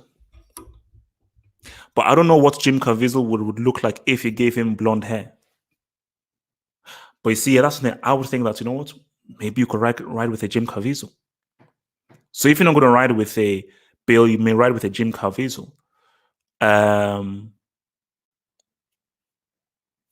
because Gyllenhaal was too young. Gosling was too young. Um, and as I say, there are not that many quality actors around. Here in real, there are not that many actors around.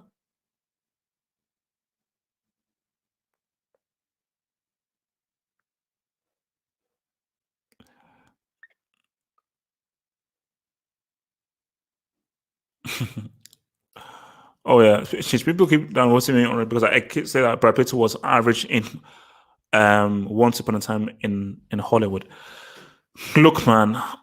Look, I actually went off Reddit because there's just some weird ass stuff. I'm actually gonna create a new Reddit. I think you guys. Basically it's called Movie Merchants. I'm gonna create a new Reddit. No, no, I have no. There is a new Reddit. So if you guys want to discuss films and so forth, there is a Reddit that I have called Movie Merchants, and maybe this is a good way for me to put forth recommended films and so forth, and for us to have a good dialogue about films. So yeah, I believe the name of the Reddit thing is Movie Merchants. What's the basic name? So the name of it is called Movie Merchants. So join up on that Reddit. Let me link you losers, man. Let's see Reddit because some loser because yeah, I was just trying to do a thing. They oh, they took me away, man, from the thing, pricks. Hey, there we go. Oh, we need more members up in this piece. So this is it, man. Join up. This is gonna be where I'll post all of the movie recommendations. Now let's just talk films, man. Let's talk films, man. Let's talk films. Let's talk films, man. I want us to grow like a peacock. Brad Pitt was garbage in Once Upon a Time in Hollywood. He was complete and utterly crap. He got all the love because people just love Brad Pitt. And they just decided that, oh, let's just give this to Brad Pitt. What Anthony Hopkins did in Two Popes was much better. Did nobody watch The Lighthouse? Now, The Lighthouse as a film was a bit. That is arguably William Dafoe's best performance. William Dafoe on his worst day is 10 times better than Brad Pitt on his best day. And William Dafoe put up probably his best ever performance ever in that flipping film. So it's like, how how do you pick Brad Pitt? Do you see what Joe Pesci did in Irishman? Or Al Pacino? What Joseph Jeremiah Pesci did in Irishman was off the chain. So man, who should be cast if they made an Uncharted movie? Bro, it's obvious, man. there is there is literally only like it's literally the most obvious casting. Like, wait, let me even bring him up. Is it last? And no, I'll bring him up. This guy is literally Nathan Drake, and I would be surprised if they didn't actually. Wait, what's it called? If they didn't actually try to cast him originally. Um, here we go. That's who he is. This guy is literally Nathan Drake. Um, it's him. This dude. Um, this is the dude. you know, like He is literally like, I am shocked if they didn't actually model the character on him. And especially when you hear him talk, he is Nathan Drake. He's Nathan Drake, you know. But obviously, I think they've gone with Tom Holland because, well, I think it was they were going for Tom Holland, but I think they have stopped production, you know. But again, it's what I say. Why do I want to watch an Uncharted film? Why do I want to watch a GTA film? Why do I want to watch a Heavy Rain film? The story of Uncharted ain't that great. Uncharted is a starving brick, poor man's Indiana Jones. The whole point of Uncharted is the gameplay. Is, oh my god, wow, look at the stuff they're doing. No one's playing Uncharted because, oh my gosh, damn, I want to see what Nathan Drake is doing next. No. As I said, the film that I want in a video game is Halo. Because Halo is a bloody amazing story. See, Halo 2 and Halo 3 went off the rails. Halo 1, that story of Halo 1, my God, all you need to do is just spruce it up a little bit. You talk about the Covenant, the different factions within the Covenant, Master Chief, the different things with the army, the Halo, the planet of Halo, and so forth, and how that it was made to be a quality sci-fi film. That's why James Cameron gets your ass out of Pandora. No one cares about Pandora. Get a writer, get Martin O'Donnell, and give me a Halo film. Okay. You got your money from Avatar. Just go take your ass over to some place and give me a Halo film. That's what I want. No one wants a film of Uncharted because the story isn't interesting. You know? So not it's like them making a film of Assassin's Creed. It's like, why are you making a film of Assassin's Creed? For what? Why? Why? You know?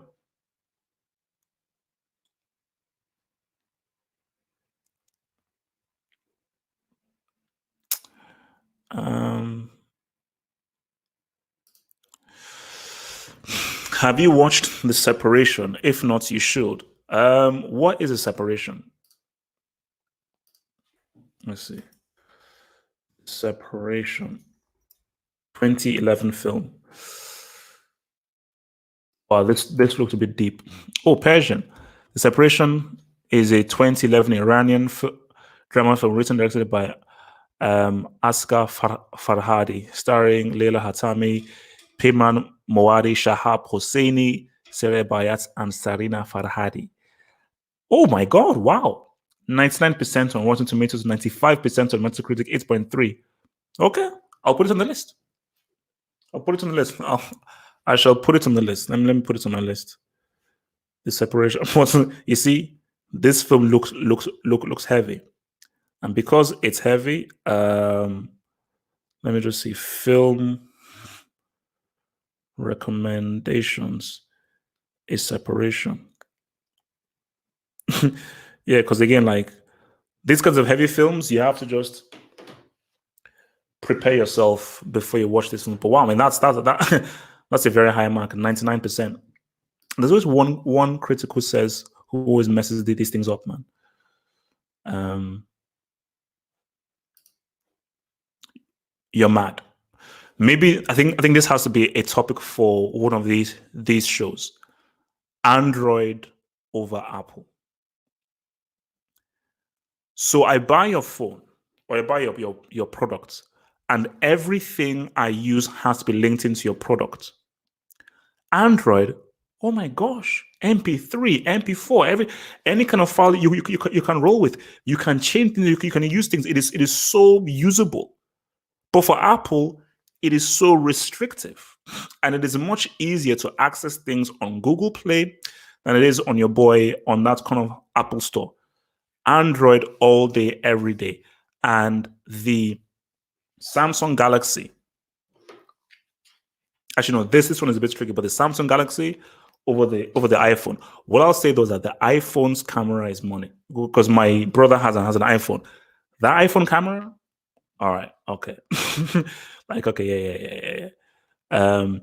Yeah, I'll give you that, man.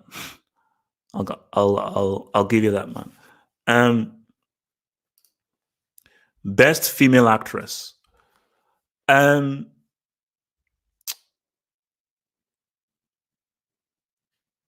it's I love Angela Bassett. I love Viola Davis. It's Meryl Streep. It's Meryl Streep. It's fully Meryl Streep. 100%, man. It is fully 100% Meryl Streep. That is easily the best female actress. For sure. For sure. You know, and she's one of the best actors of all time.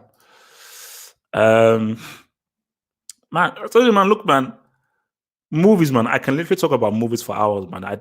We've been here for about 2.5 hours, and we're still on this. Um,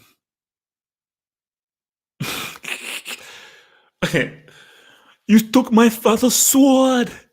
You took my father's sword. Conan the Barbarian. But Conan the Barbarian is a damn good film, man. It's a damn good film. I don't think I remember seeing Conan the Destroyer, but Conan the Barbarian is a damn good film, man. Conan the Barbarian is a damn good film. No, bro, the camera on this S8 is the camera on this is pretty good. The camera on it's not as good as iPhone, but the camera on this is actually pretty good. It ain't too bad.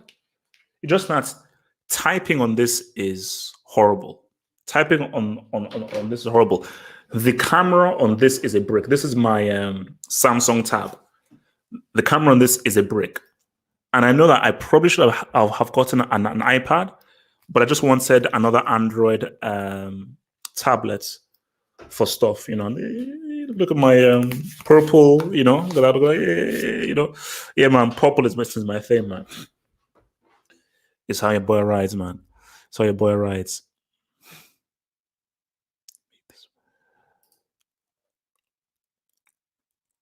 Did you ever watch Meet the Spartans, man? Hell flipping no. Was that the what's it called? The parody, man. If it was the parody, then nah, I did not watch, man. See, Kick-Ass was cool. I liked Kick-Ass.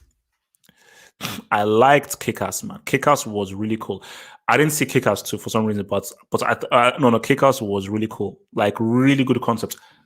I saw him in Camden Town. What's it called? Aaron Johnson, the guy who plays the lead. I saw him in Camden Town, just taking some groceries and went through. And you know that his wife was his teacher. I think it was his teacher, but his wife is like 20 years older than him. MILF. But yeah, Kick-Ass was cool. And I think there was a story about an actual guy. I think he was in Seattle, who actually would go out actively to actually solve crimes as a superhero.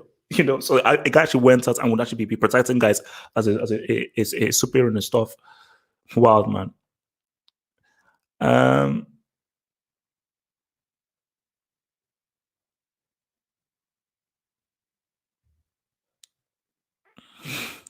Yeah, but you see, what I always say about Apple and so forth, man. You see, like, I don't want to blanket anyone as sheep because look, my brother mainly does iPhone and everything. I wouldn't call him a sheep, but my main thing is that do you always need the latest iPhone? So say, do you always need the latest iPhone? You know, is it really that necessary? That's what I want to know. Is like, is it really necessary to always get the latest phone?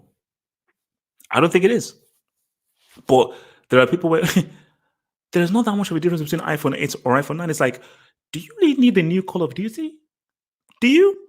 It's the same game. These guys, because I can't remember when there was a time when they would release Call of Duty, like I think like November every single year. Like, it's the same game. It's the same game. Same thing with Ucha. See, I don't do it just out of tradition, but yeah, you don't really need to buy the new football manager each time because they don't really change that much all the time. But yeah, but people, it's like people are afraid to be out of the in crowd, and they're like, oh no, I want to be with everyone else. People don't really have any sense of like independence, man, and that's always a shame. Um, I'm sure the case. The Cap is like Leo Messi without his skills and ability. In what sense, though? That's actually in interesting. As how, if we're to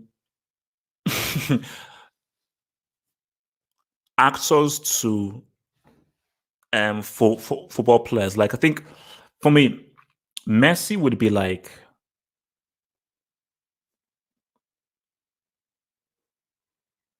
you know what? You'd maybe liken Messi to like Gary Oldman in terms of a multitude of skills, but doesn't have that kind of finishing move, iconic thing about him.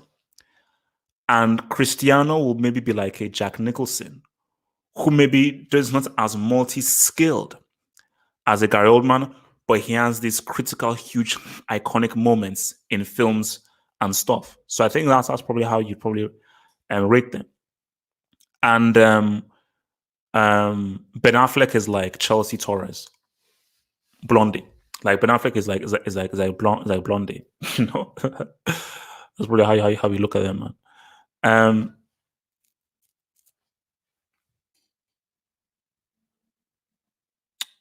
Wallace and Gromit. Yeah, I was never into Wallace and Gromit, man.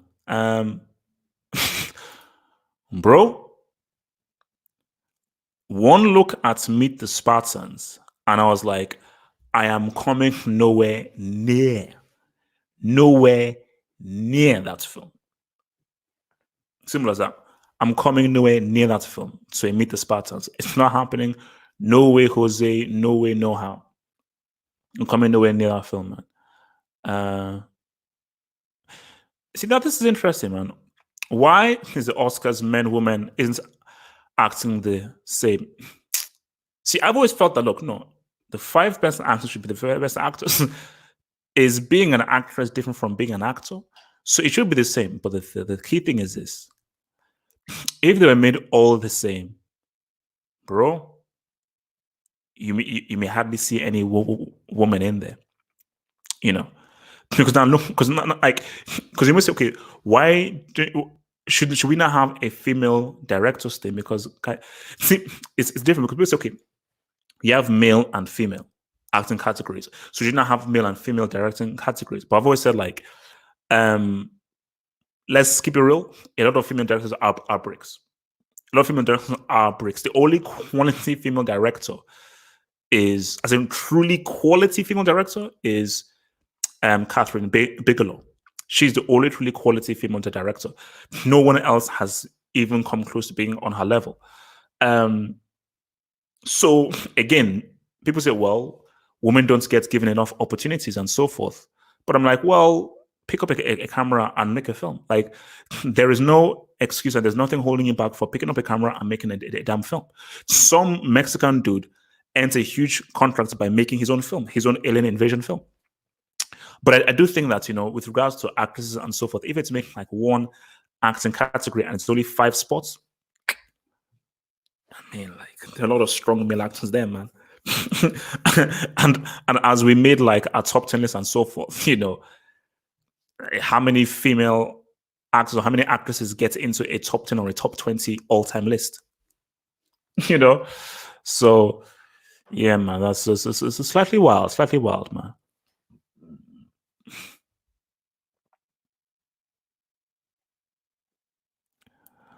All right, see what I'm saying, man.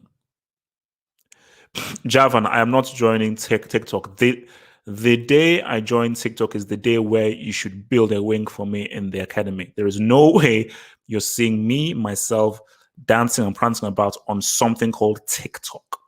Okay, nah.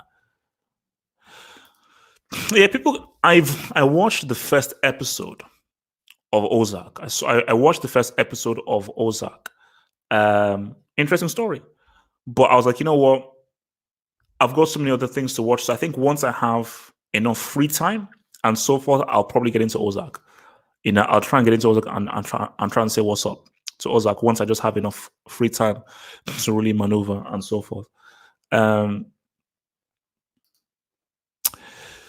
you seen Black Mirror? I just watched the show, but I haven't seen the movie of it yet. Is there a Black Mirror movie? I don't think there's a Black Mirror movie. No, I'm pretty sure there's not. There's the Black Mirror interactive thing, but not a movie. But yeah, Black Mirror is really good. I like the concept of Black Mirror is just like I love that kind of twisted, dark stuff. And there's some really good episodes there. There was one really good episode of like this couple where the husband's wife is stuck inside his head and so forth, and she can see everything that the guy does. I'm like, oh man, that is trippy. But yeah, like it's really good. And the interactive thing was all right. I think they released it on Netflix, man. So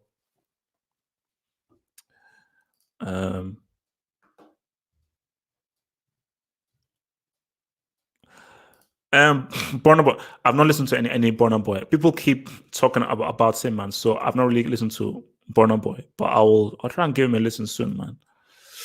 I'm checking the super chats, bro. He says Goodfellas or The Godfather. Oh no, or Godfather 2. Two very different films, but you know what? I'll be real with you. When I watched Goodfellas the first time, I was like, it was amazing. I watched Goodfellas the second time. It didn't really hold up as well. Still good, but I think Irishman is a much better version of Goodfellas. So for me, I'd have to say Godfather 2. Because Godfather 2, man, Al Pacino scared the living crap out of me, man. Like, that has to be one of the most terrifying performances ever. And it's not being a horror film. So this is without any makeup or any CGI or no dramatic thing. And I think Pacino said he was that role like stayed with him. That after he did that, it was very hard to shake up that because I was saying like, no man, there's something wrong with this dude. Speaking of Pacino, man, I think I want to watch Heat. So I may watch Heat tonight, man. I may watch that Heat tonight. Up in the club.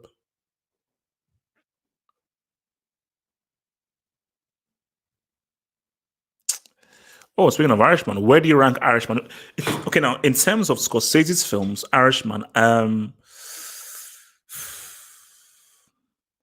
don't think it's better than Taxi Driver. I don't think it's better than Raging Bull. It's better than Mean Streets. I think it's better than Goodfellas. It's better than.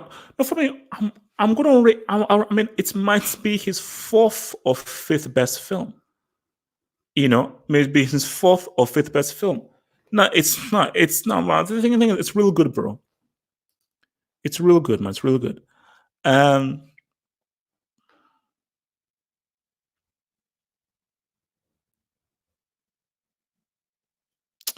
Yeah, no. Some dude called. I even remember his name called Art Larney. I don't even down what from the artist. Something called Art Larney, one of them. Do you know how to get this? Pacino. When you look at Serpico, Dog Day Afternoon, Godfather 1, Godfather 2, Scarface, Carlito's Way. Pacino has one Oscar.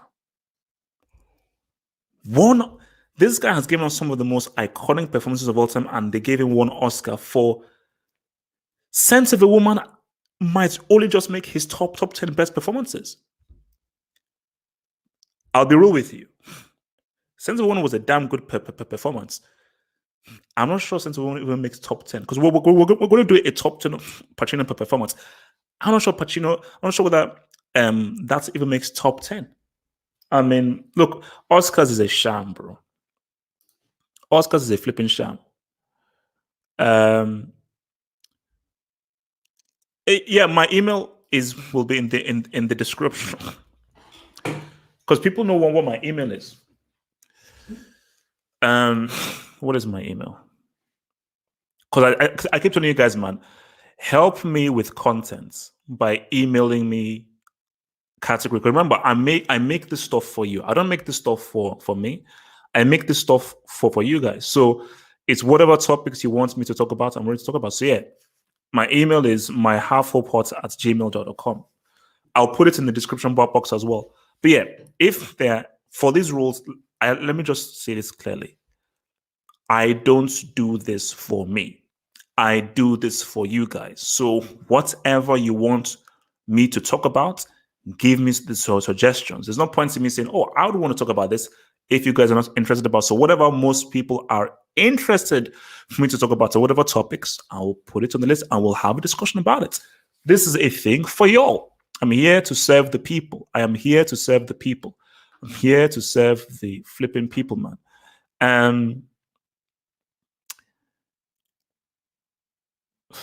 Look, bro.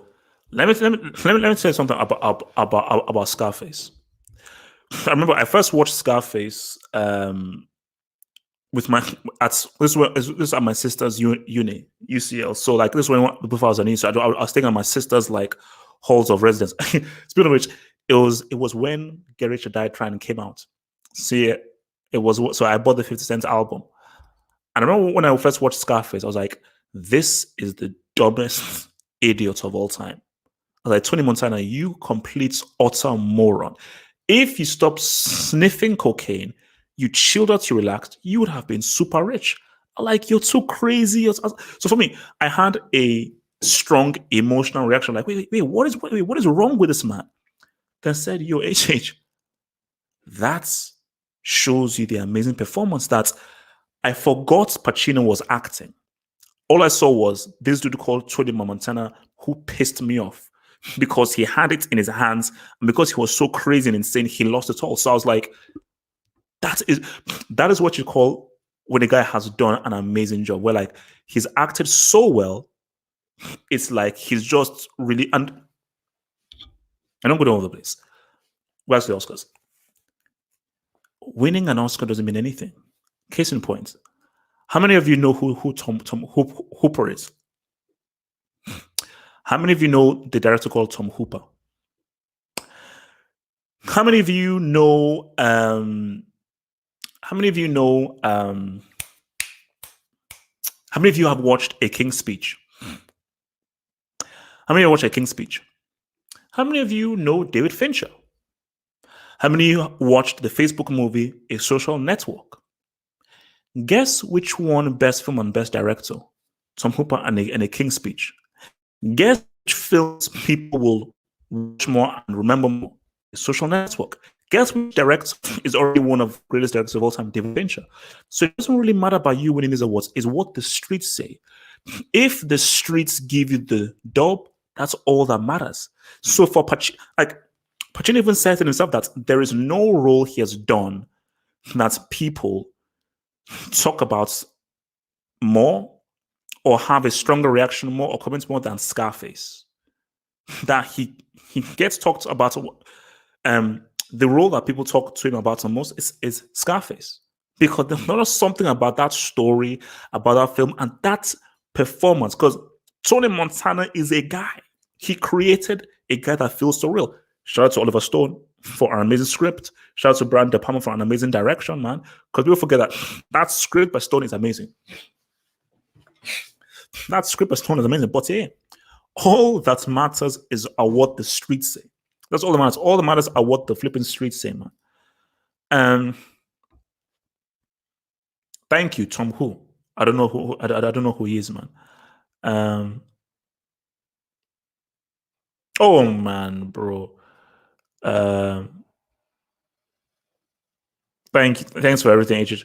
No, bro. No. I always say to people like, because during this whole COVID thing, it would be very hard for guys to go through, and it is what it is, because there are guys who maybe only come for the football games or the football matches and so forth, and it is what it is, but which is why I always say, like, people say, oh, like, you only on this, like, subs don't matter. Subs don't matter. What matters is your core audience. Like, you don't really grow by just having guys that come in and out. What really builds a brand and so forth are people who are there every day. Even if it's, I'd rather have 20 real dudes than 1,000 whatever dudes that just coming out and come out. So the guys who really stuck with me, look, man, fully I've appreciated it, fully appreciated. Because again, I always said to myself that, look, man, I like the whole 9 to 5 thing. I couldn't do it, I couldn't do it, So I've always like, you know what, look, um, this whole thing of producing content, making content, putting stuff out there is what it is. Like my life, my literal life revolves around football and film. That's what my life revolves around. They're the things that make me happy the most, and it's all I think about every day. Is I'm either thinking about football or I'm thinking about films. That's it. That has been my life ever since I grew up. So I said, look, man, I mean, so even that's what this stuff for me isn't like it's just that I need to go out and eat and do stuff. I can literally be talking about this stuff, whether it's football, film, entertainment, or stuff, forever long. It is what it is. So um yeah, it's ye- I think maybe slightly on an obsessive personality is sometimes that's why I say like that's why I've never smoked and I've never done drugs because I know if I smoked or took drugs, I'd either be a drug addict or I'll be addicted to smoking. Because if there's something I do and it's really liked, it's very hard for me to give it up. So I can be very full on with something, man. So that's why I've got to be very, very careful, man. Um, I always got to be very, very careful, bro. All right, let's see what you guys are saying, man.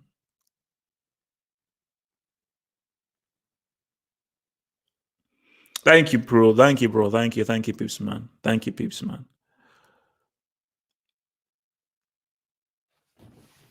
Um,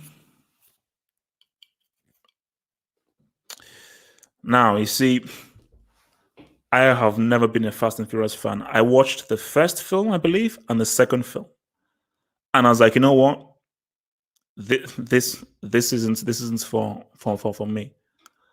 This is for me. And like, but what I will say is, and this is what I always say. This is even what my brother said that I, even if the films are not for me, I still admire the success. You look at how multicultural that cast is. I think they're on their eighth or their ninth film. Like these guys can keep going till 11, 12, 13. So they've just hit something that people just are able to just react so positively to these films. So the fact that this franchise has been going for 8 to 9 is huge. But you know why I hate Fast and Furious? I hate Fast and Furious because it has denied us the next action star. Vin Diesel should be the next action star, and he should have done more action films, And he's just, I feel, wasted so much of his amazing talents doing Fast and Furious because Vin Diesel is more than and much more than just Fast and Furious films, man. So,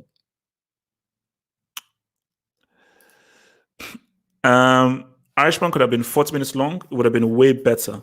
Nah, nah, nah, nah, nah. It's an epic story. It's for instance, like people say, okay, make Lawrence of Arabia instead of making it 3.5 hours, make it 2 hours. No, no, no, no, no. That's the story that needs to be told, and that's the story that needs to be told in its entirety. Because I'm thinking, should I get this Death Note manga box set? I'm thinking, should I get this Death Note manga box set?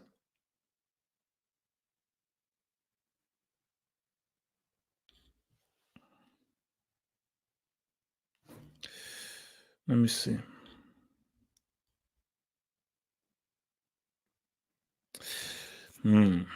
Because I'm still on this whole Naruto thing, man, for sure. Still on Naruto. Because Death Note was wild. Because see, again, I want to view it again, just to view the story. But Yeah, man, it's. I think that watching that anime was tough, man. Watching that anime was tough. Um,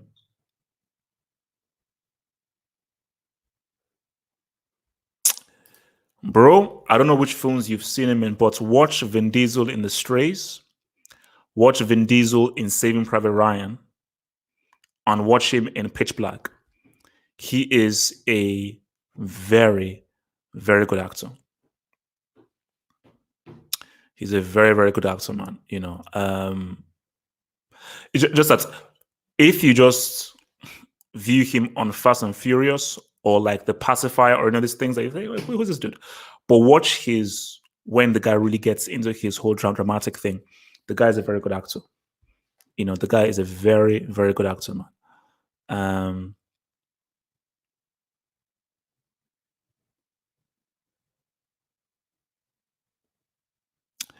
yeah, man. It's like I remember picking up a cigarette, man.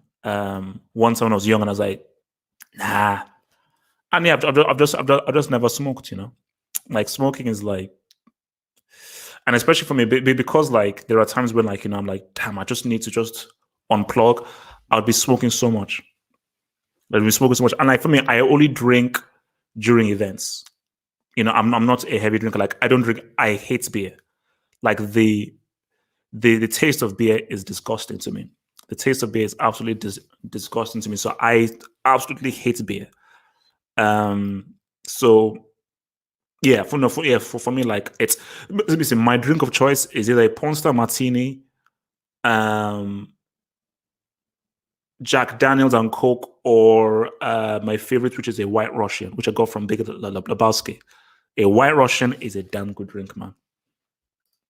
White Russian is a damn good drink, man. Um,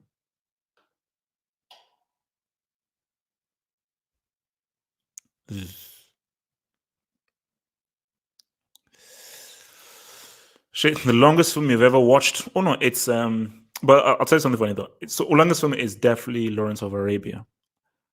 It's had a flipping intermission. I think that is just about because I didn't watch Return of the King, the extended edition. So I think Lawrence of Arabia is the longest film I've watched. I think which is like 3.5 hours or 3 hours and 40 minutes. But my friend did something wild. My friend watched the extended edition, of Fellowship, Two Towers, Return of the King, all in one go. I was like, "You're insane." So say by the end he was like, "Say you are flipping insane."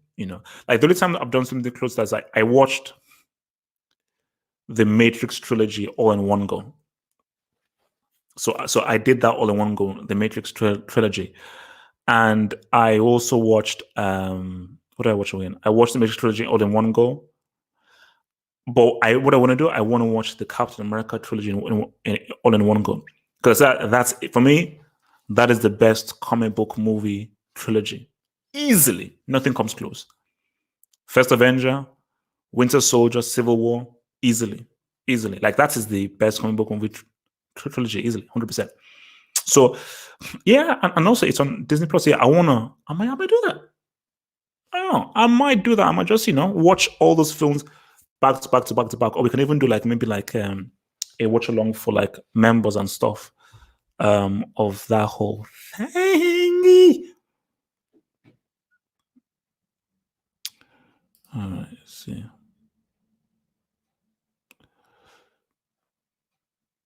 Look,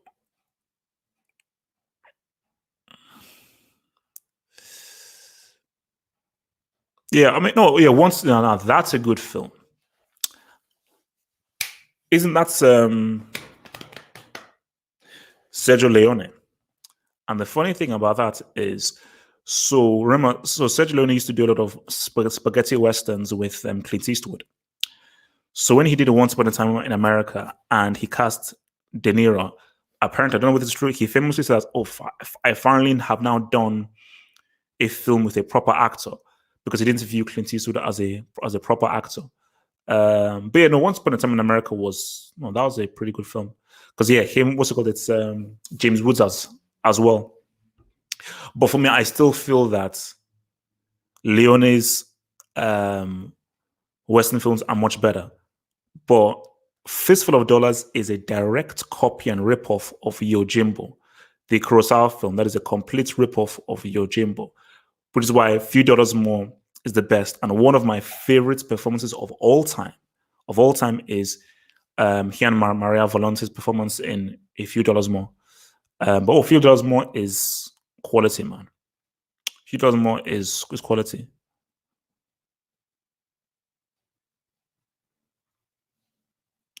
But actually no, I tell you what was crazy, bro. During my 24 binge, whew, because the thing about 24 is the way they make the episodes, you have to watch the next episode. So they make it where no, you have to watch the next episode because it always leaves at a cliffhanger. I think it was season 5 where I watched maybe like 9, 10, 11 episodes back to back, almost like a whole season back to back, where literally my brain became a 24. My brain became a flipping 24. So I think I finished a season either in 1 day or 2 days of 24. But see, what I've always said is that if I could like have my memory erased and watch the first 3 seasons of 24 again, I would do that. If you could just remove my memory of 24, so I could just watch those games with no memory. Oh man, like 24 was literal crack cocaine. It was literal, totally crack cocaine. Sammy, peace out. Stay safe, y'all. Stay safe, y'all. Stay safe, Sammy, y'all. Stay safe, stay safe, stay safe. You know, stay safe and keep it real, man. Keep it real. Keep it real and keep it sassy. Keep it real and keep it sassy, man. But yeah, no. But see, no. Lawrence of Arabia is the very definition of an epic film and an epic story. And what Peter O'Toole did in that film was outstanding.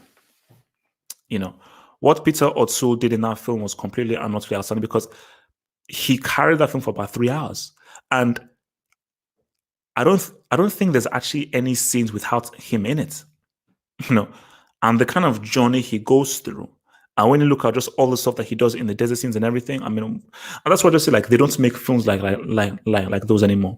Because now it's all about these superhero movies with these CGIs and so forth. Nobody says, you know what, we're gonna make like a 3.5-hour film about something real. You know, about a guy's journey, about someone's humanity. We're really gonna go and film on real locations, really go down to the nitty-gritty and the guts. And you know, don't really get those films like that anymore. Which is unfortunate. Which is unfortunate. Clockwork Orange. Though, you see, Clockwork Orange, I think, is a perfect case of like my complicated relationship with Stanley Kubrick. You see, sorry. See, Kubrick is he's like Kubrick is a quality dude, you know. The thing with Kubrick is, and in this film is like, there's a really interesting story here, but I don't think he's getting the message of the story across really well. Hence why I would really like to read the book because it's obviously I think it's based off a book. But in terms of the visuals, just visually and the cinematography is outstanding. You know, like there was obviously that iconic scene where you know you see the largest eyes all pulled up like that. Like let me even pull it up now. So obviously Clockwork Orange. Nice. Yeah, this share screen application window. This is like the iconic scene. I mean, it's a wild story, man.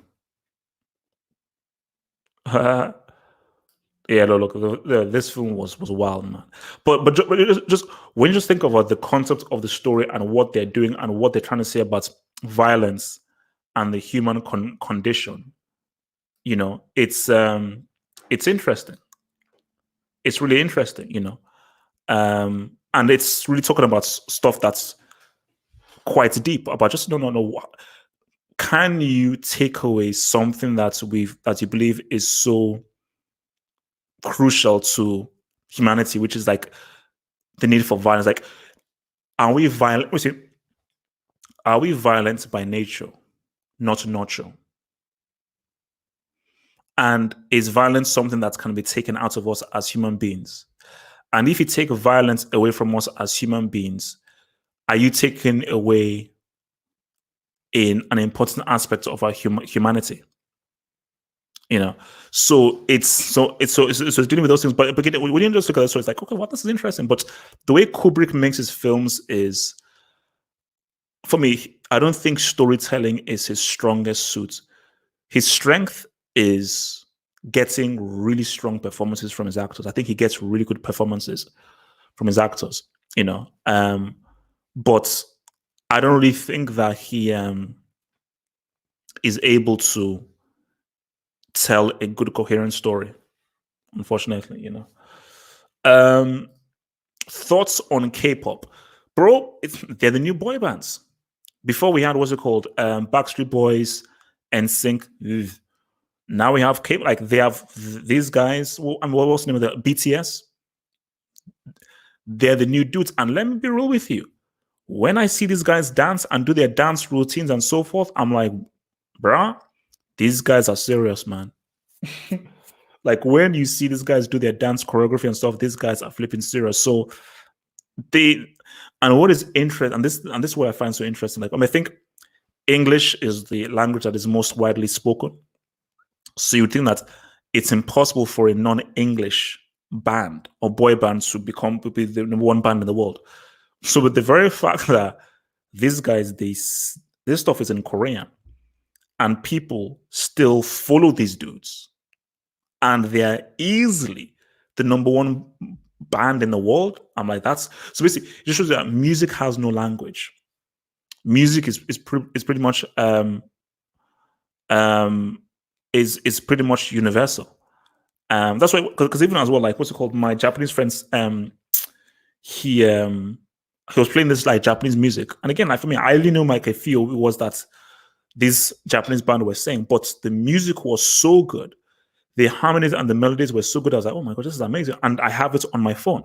So even if I don't understand what they're saying, the music is just so good that like, because music in itself is a language. You don't need to understand something to make it feel some way, because it's the harmonies and the so forth that really gets to you and everything, man. Wow, man, we have somehow, some way done 3 hours of this stuff, man. This has been quite a stream.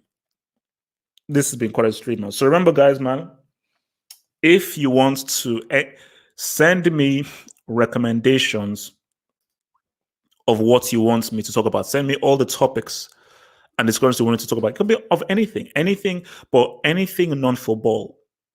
Xbox versus PlayStation. What is the greatest gaming console? How has video games changed? WWF, WWE. Anything. Politics, presidents, social systems, and so forth. Food. What is the best food? But yeah, man, this has been swell.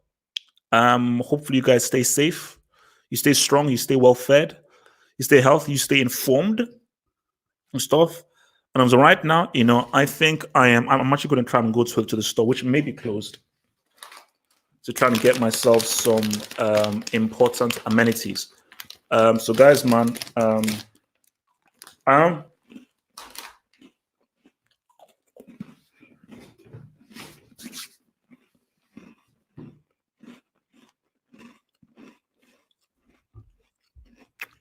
close. What do you mean by close? You guys, well, if you're new, remember to like the vid, hit the like button. If you're new, remember to give a subscribe, and I'll see you guys again here tomorrow, 7 p.m. BST. 7 p.m. BST. I'll see you guys here for another streamer. I'm out.